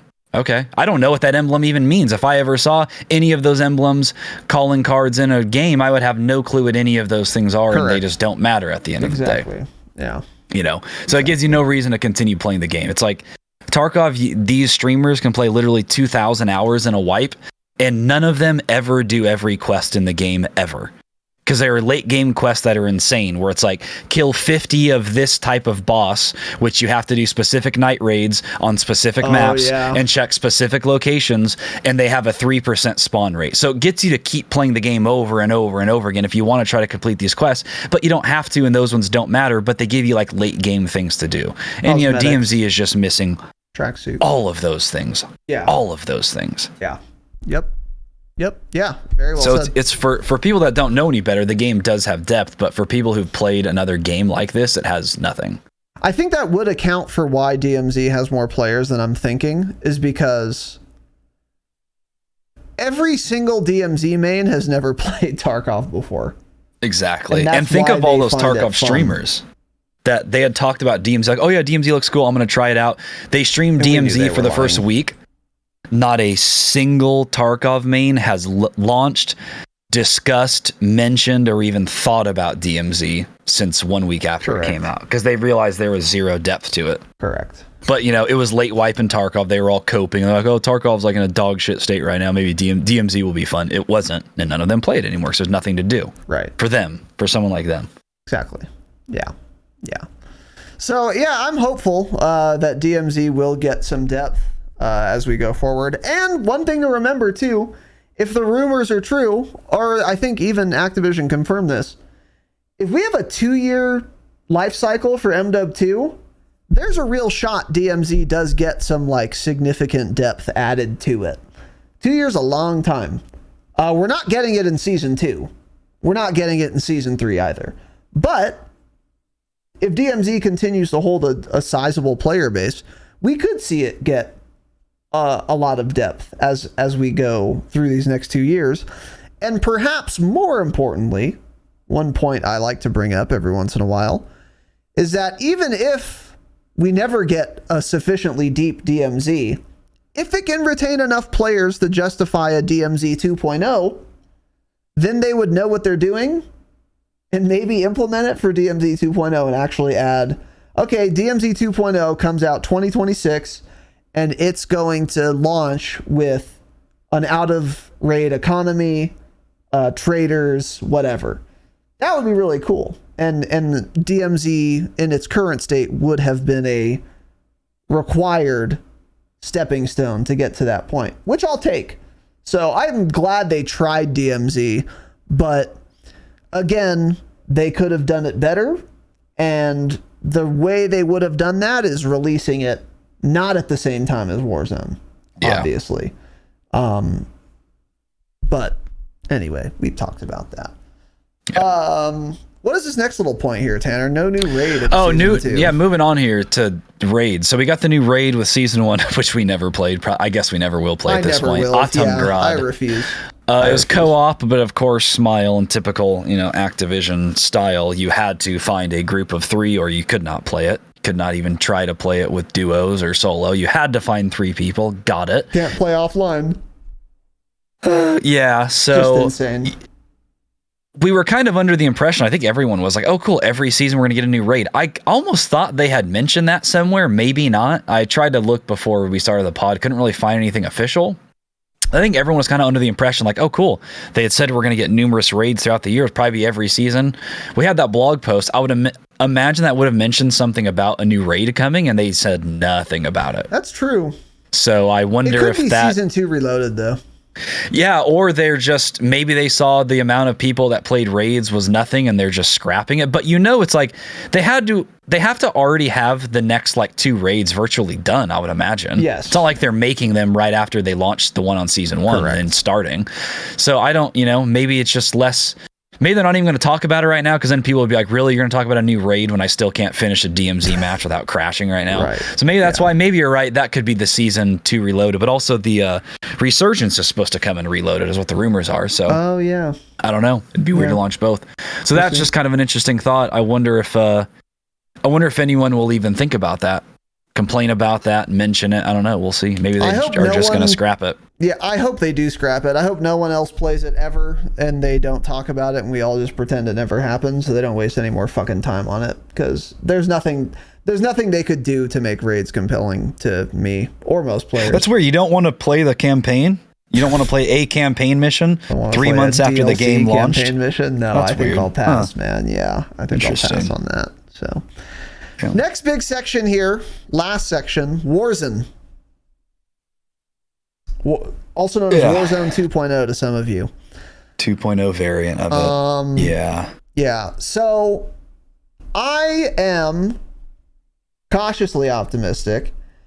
Almost all of my thoughts on Warzone right now are kind of encapsulated in our last episode, where it's a shame that season 2 is just a big conceptual step backward to how things ought to have worked on launch, the way they did work in Warzone 1, such as 1v1 gulag, looting that makes fucking sense, etc.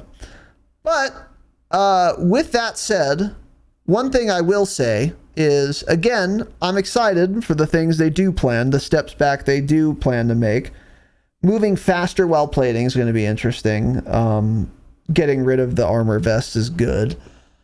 I am by far the most excited. The thing I have my eye on the most for season 2 is the Resurgence map and mode. I think that's the only thing that's like really going to be very new, and therefore that's the thing I'm really the most excited for. Is because even though, again, I do not think it's going to play very well, because I don't think you're going to move fast enough while plating for that mode to do well. I will say, though, there is an off chance that the way they design the map and the mode and how they balance the player count, it's possible this is going to play a lot better than I'm thinking it will. But if that's technically possible, if that's going to be the case, it will only be because they make the pace slower than Rebirth Island was. It will necessarily have to be slower paced than Rebirth Island is to be fun. Because if it's as chaotic, if there are as many people per square foot on the new Warzone map, the new Resurgence map, as there are on Rebirth Island, it's going to be too much action for a game that moves too slow. So it's possible that it is even bigger than Fortune's Keep, and it's faster paced than Al Mazrah, but slow enough to where the speed of the mechanics in the game itself do not make it just an RNG dogshit clown fiesta. That is possible. I don't find it very likely, but maybe it is. And for that reason, for that glimmer of hope, I'm excited to try it. And I'm also excited for it to come out so that down the road, they make adjustments to make it more playable. Because I think no matter what, 6 months after the Resurgence map launches, it's going to be a lot more fun to play than it will be on launch. I think they're going to make a lot of improvements post-launch that will make it more fun and playable. Because unlike us, people who have played Warzone before, we can foresee problems that Resurgence will have. Activision devs, because they don't play their own game, will not be able to see what problems it'll have. But once it launches and everyone complains about it, then they'll say, okay, we need to address these problems. So again, I think they will do that incrementally. And 6 months after the launch of the map, I think it's going to be pretty fun. Hopefully. Will it be as fun as Rebirth Island?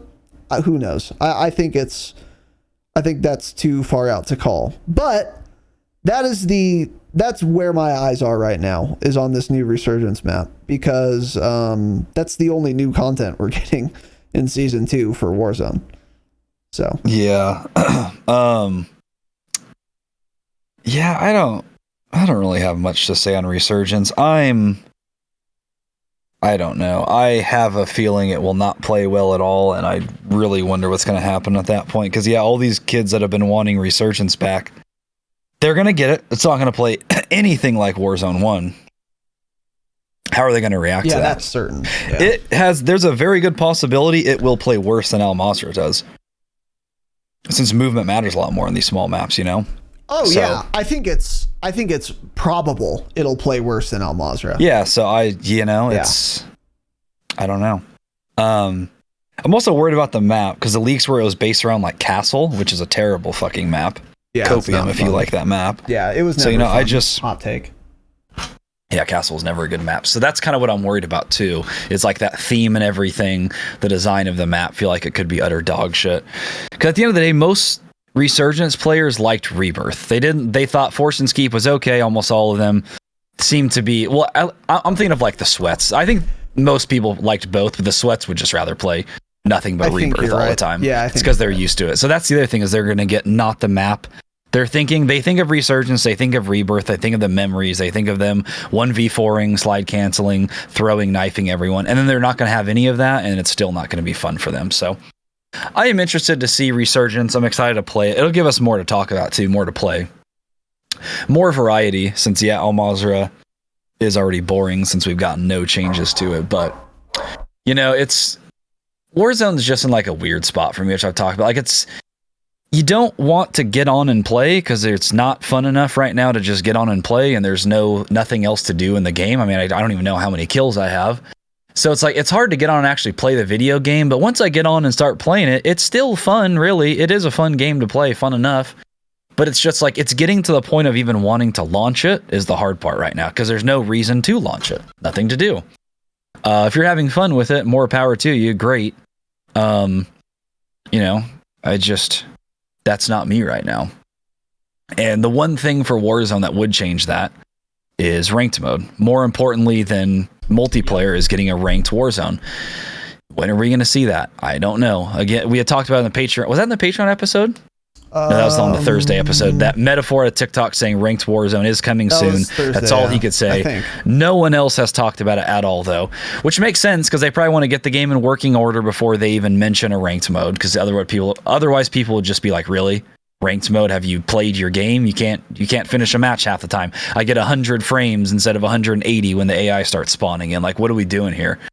AI in a ranked Warzone, is that going to be in there too? Do they have to change how the game plays entirely? Yeah. What do they do? They've kind of set themselves up for a disaster if their plan was to have ranked Warzone having fucking AI in the game. Yep. I mean, imagine just dying to AI in an important ranked Warzone match. Holy shit, man. Yeah. So, I don't know. There's a lot to balance there, I think, and that's what we need. We need it very quickly, and I don't know. I don't know if we'll ever get it or when we'll ever get it. So that's what I'm worried about.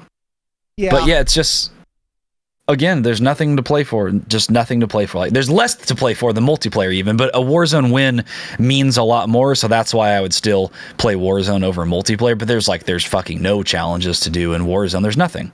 Yeah. Yeah, we got exactly. on, and I swear to God, it's like the game. We win more than we did in Warzone 1. We do better than we did in Warzone 1. Always, I drop way more kills. Always, and it still, just in general, doesn't keep me entertained for nearly as long. Yeah, I think part of that is part of that's just it's a different time, and we've played a lot of Warzone. There's no more COVID, etc. But we need more again, yeah. But yeah, part of it, like you said, is our expectations have changed now. We've had enough of playing Warzone for fun. It was fun for 3 years. For 2. Got a little old. But yeah, now it's like, okay, well, now we need some more depth. And the easiest way to add depth to Warzone, like, here's the thing. We were talking about with multiplayer that Call of Duty, the arcade shooter, benefits more from a really deep challenge system than it does from a ranked mode. But you could and should probably still have both.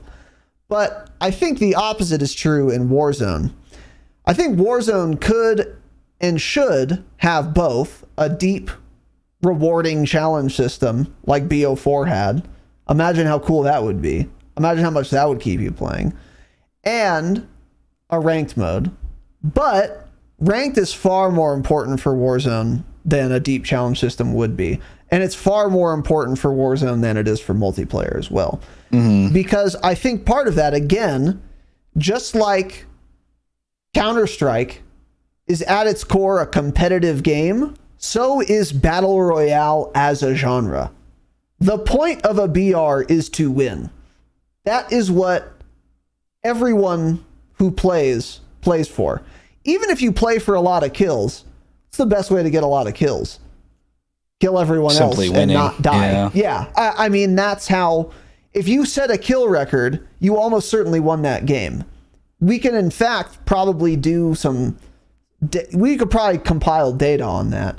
But all of the kill records that have ever been set in Warzone, almost all of them probably also resulted in that person winning the game as well.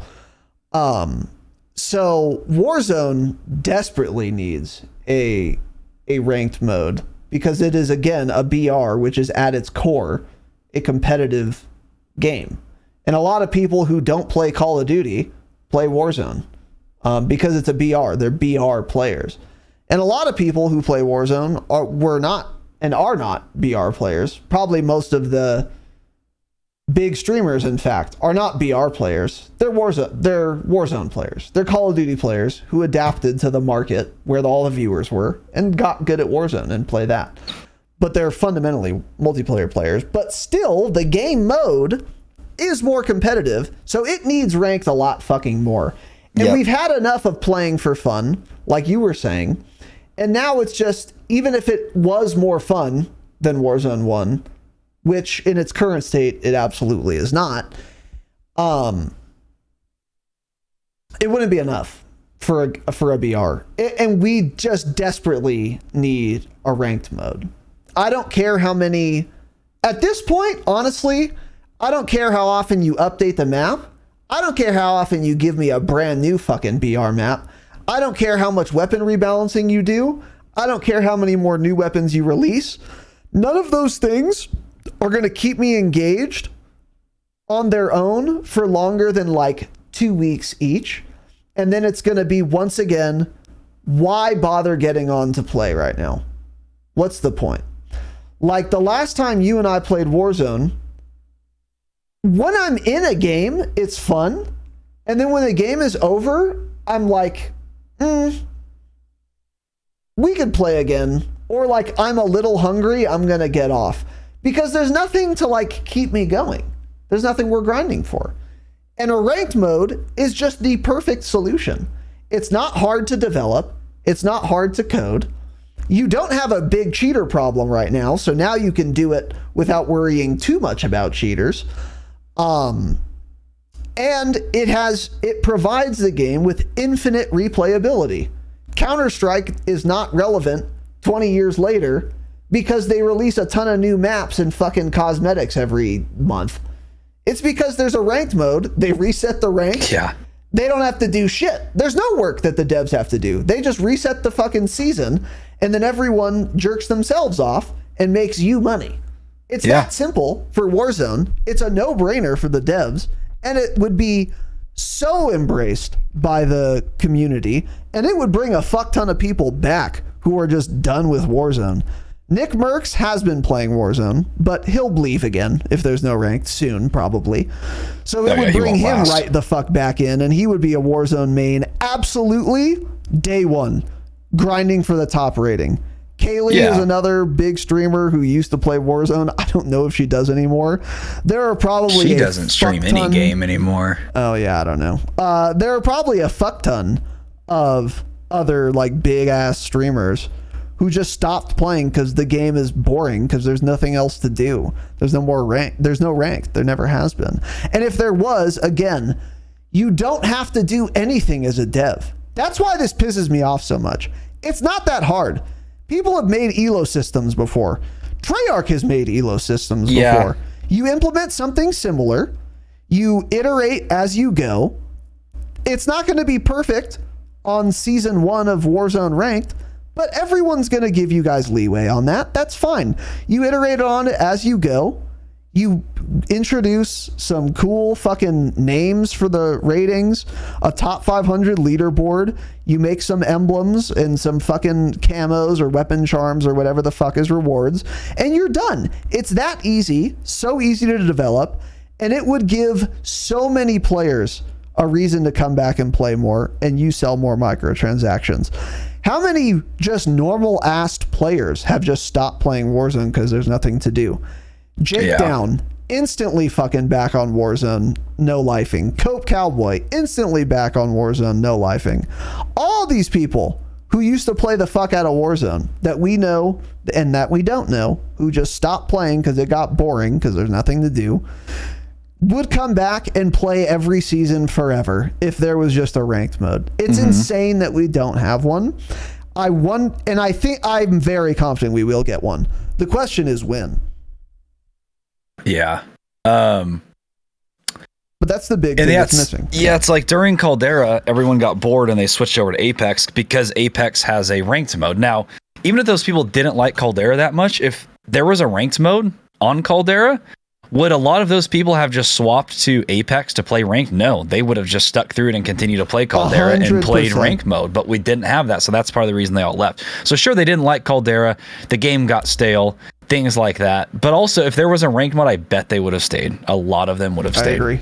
And I just pulled up, by the way, this is from March 23 of 2022. So we're coming up in less than 2 months to a year from when this was said. The developers, I don't know, let me see. This is a Charlie Intel article talking about ranked Warzone.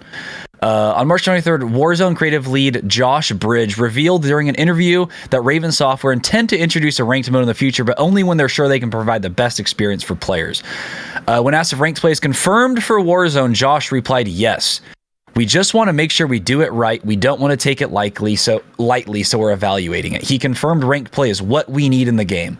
As for ranked play release date, he couldn't offer when he said that, well, Raven didn't have any updates on exactly when the mode will arrive. They are absolutely taking it seriously. So now we're a game later and a year later, and we still haven't seen it. I find it very hard to believe if you wanted to make a ranked mode, it would take this long. Why is it taking this long? You're right. Every game has a ranked one out there. It can't be that hard to figure out the fucking ranking system. It has to just be because the game is not in the state that they want it to be in, and they know it can be in a more stable state, and that's why it's not out yet. Which I agree with, by the way, to be fair. And I had said early on, my Black Helicopters theory was that the reason we don't have the API and the stats in the game is because there's some sort of issues that they found out when they were launching the game, because something to do with ranked stats were in like the API, and it was messing something up. Because how else could they not figure stats out that we've always had? There's zero excuse. That's why my thought was like, maybe something ranked is tied to these stats, and that's why we still haven't seen them in the game. Yeah. So that was my Black Helicopter theory. It would make sense to launch the ranked in season 2 when we get stats as well, and hopefully the game's stable. But I don't know. You know, they confirmed it's coming, and now it's been a full year, and we've heard nothing else about it. I don't think it will come in season 2. Here's if I had to put money on when we're getting ranked Warzone 2, I would say on the launch of season 3, we will have ranked. Because they're going to drum up a lot of hype too. It's definitely not coming season 2 at all, because they would have started talking about it by now. That blog post would have mentioned sometime in the middle of season 2, we're introducing Warzone ranked. They would have mentioned it. So I think the earliest it's possibly coming out is on launch of season 3, and toward the middle of season 2, they're going to start hyping it up. That's what I hope for. But God, would that be? Yeah. It's just, I guess you don't have to do any content and you'll get so many extra players as a result. It's so crazy to me. You don't have to make a new map. Bundle sales. You don't have to make a new gun. You don't have to do shit, but just add like an extra system and then you're good. My copium theory too is hopefully they're adding in a bunch of rewards, and that's also what takes it longer. You're getting like season 1 emblems of ranked mode for whatever rank you finish or the highest rank you obtain, you know, camo, weapon camos, operator skins. The other thing that could make it more confusing that a lot of other ranked games don't have is you would have to have a different ranked mode for Resurgence if you're doing a ranked mode at all. In my opinion, Resurgence shouldn't have a ranked mode, but those kids will want one and they'll expect one. Interesting. So that's the other thing, is you need to essentially have 2 different ranked modes, one for Resurgence, one for regular BR. Yeah. Because I think those players, people that want ranked, I guarantee a bunch of them, like when they say that, they're thinking Resurgence. Because usually it's those sweats that have played nothing but Rebirth for the last year. I guarantee it. I guarantee they're expecting a ranked mode. Yeah. Yeah, there would be some questions to answer about how ranked would be done. Like in Apex, it's trios. That's the only thing you can play. You can't play solos. Can't play quads. Is it really? Yeah. It's only trios. Really? So ranked mode for them, at least when I played it, yeah, maybe there's more now, but ranked mode in Apex is only trios. So as far as I understand... Yeah, is anyone in chat now? Can anyone confirm that? As far as I understand, for Apex, for example, which is another popular BR, the game mode is you play with 2 other people, and that's the one playlist, and you do it in unranked, and then you also do it in ranked. So then the question, there are some like little, there would be some things and there would need to be thought put into this. How do we do ranked Warzone? Like, do we have a separate bracket for solos, duos, trios, quads? Do we just not have anything ranked except for quads or except for trios or whatever number they picked? I don't know. I think the easy thing to do, at least at the beginning, would be, all right, guys, we're going to do Warzone 2 ranked. We're not dead set on it being this way forever, but at least for the first season, ranked will only be for quads. And then go from there. I think that would be perfectly acceptable. And even if you're someone who really likes solos and that like pisses you off, it would still be very possible for them to like do a season and then be like, all right, cool. We're going to now introduce ranked solos as well. So now there's like 2 different ranked modes with 2 different elos. World of Warcraft does this. There's ranked duos, and then there's ranked trios, and there's ranked solo shuffle. And you get like you get a separate rating for each of those playlists, and they don't mix at all. They could do that in Warzone. The player base is certainly there, or at least it certainly would be there if the game was fixed and there was a ranked mode. That would bring a fuck ton of people back. So there would absolutely be enough of a player base with crossplay and all that to warrant a separate ranked mode, even for solos, duos, trios, and quads. Honestly, I think that could be done pretty easily. I guess this is a lot more confusing than I'd thought about, so never mind. Because I didn't even think about the squad size either. How do you do that? Because if you don't have it for all squad sizes, someone's going to be mad who plays only duos or something. Why doesn't duos have it? What the fuck? This is bullshit. And then also from their point of view, if they have unranked Resurgence with different squad sizes, ranked Resurgence with numerous squad sizes, unranked Al Mazrah with 4 different squad sizes, and then ranked Al Mazrah with 4 different group sizes, that would really, really split the player base as well. Yes, it would. Which would make me think at that point, then they would not add it to Resurgence, and then they would piss all those sweaty kids off. Again, I don't think Resurgence needs a ranked mode at all. I don't think it should have a ranked mode. I agree, but here's the thing. It's a respawn TDM mode. Like, even if that would piss people off, which it definitely would, if, let's say we don't have the player base to have a ranked counterpart for every playlist there is, that still wouldn't justify them not making a ranked mode at all. Like, if that's true, then you could still do like, okay, the ranked Warzone experience is Al Mazrah quads only. Deal with it. Like, you could play it or not. It's up to you. Like, that would be fine. And you will piss people off by doing that, but that's still a way better solution than just saying, oh, well, someone's going to be mad if we don't do every ranked mode, and since we can't, we're not going to do ranked at all. That would be a far bigger mistake than like only having ranked quads or whatever. And I think they would recognize that. I am very confident at some point Warzone 2 will have ranked. They have to know how much money they're missing out on by not having it. Because also think of all the WZL events they could host. Oh my God, yeah. And how much advertiser money they could get from that. Like, how much money do they get from the CDL? They charge fucking what, 30 million per org to even join? They can do that for Warzone 2. Okay, cool. Hey, we have a Warzone League now, guys.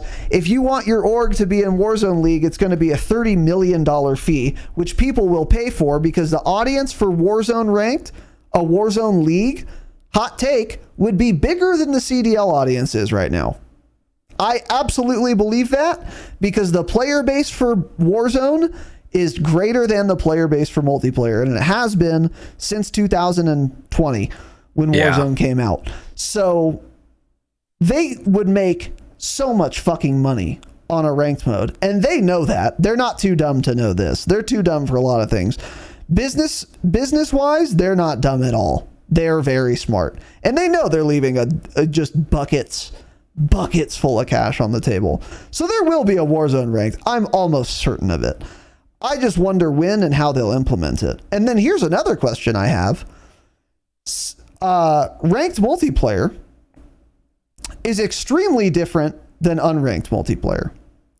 So when ranked comes out in season 2 and you play hardpoint, it is going to look wildly different than unranked hardpoint in multiplayer does. It'll be 4v4 instead of 6v6. Half of the weapon classes won't even be allowed. 75% of the weapon attachments won't be allowed. It's only going to be these game modes. It's only this kill streak. It's only these perks. It looks way fucking different than regular multiplayer does. Would they do the same thing for Warzone? Would it be a different rule set with more restrictions, similar to the CDL playlist having a bunch of restrictions that are different than unranked? And should they do that? I wouldn't even expect many restrictions at all, honestly, because everyone still uses the same meta guns in Warzone anyway. It's all the RPK and Fennec. Someone will find the meta. It's like, if you restrict launchers, it's like, okay, how many people are actually using launchers in Warzone? Do things like that even matter? I don't know. I don't think there are many changes that they'd even need to make. That's what I'm saying. They just need to make a ranked mode where it matters. I think I agree with you. We don't need a bunch of restrictions at all. Yeah. We definitely don't need like specific attachment restrictions or anything. Not at all. If anything, maybe they do want to do that, restrict shotguns, which aren't good anyways, and launchers or something. I don't know. But yeah, no one's going to run those in a ranked mode because you're going to be sweating. You're going to be using the meta fully automatic gun and the meta SMG. I think a couple of restrictions could make sense. For example, there is no recon contract. I think that could make sense. There are no choppers. I think that could make sense.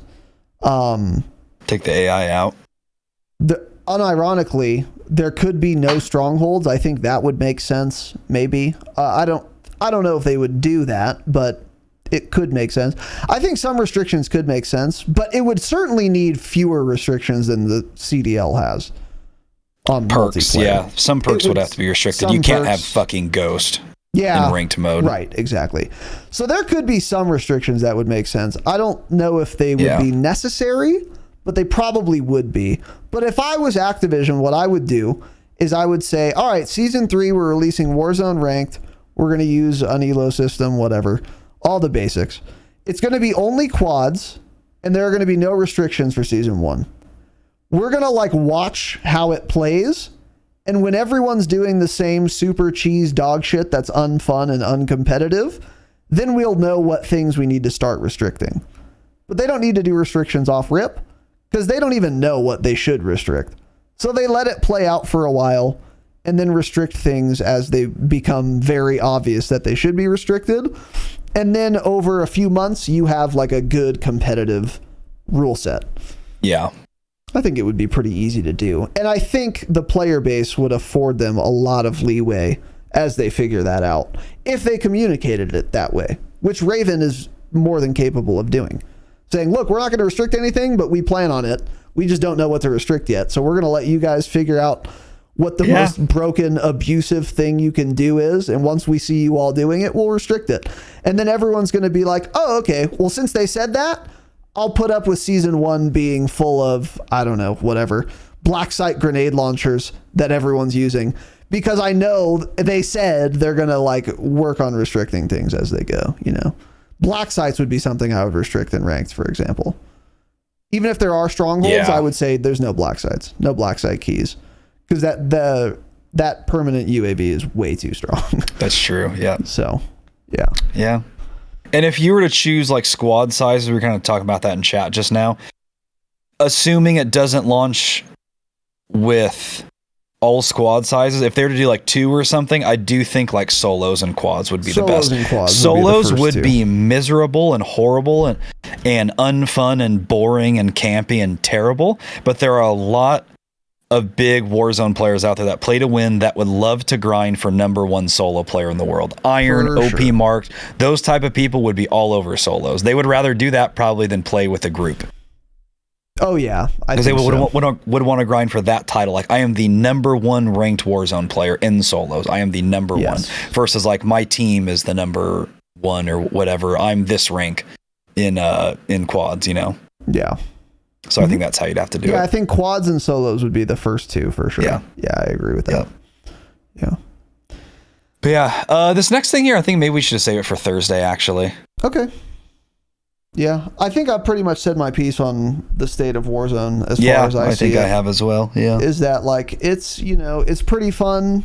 It'll get more fun with season 2 based on what we know they're going to be changing. That's good.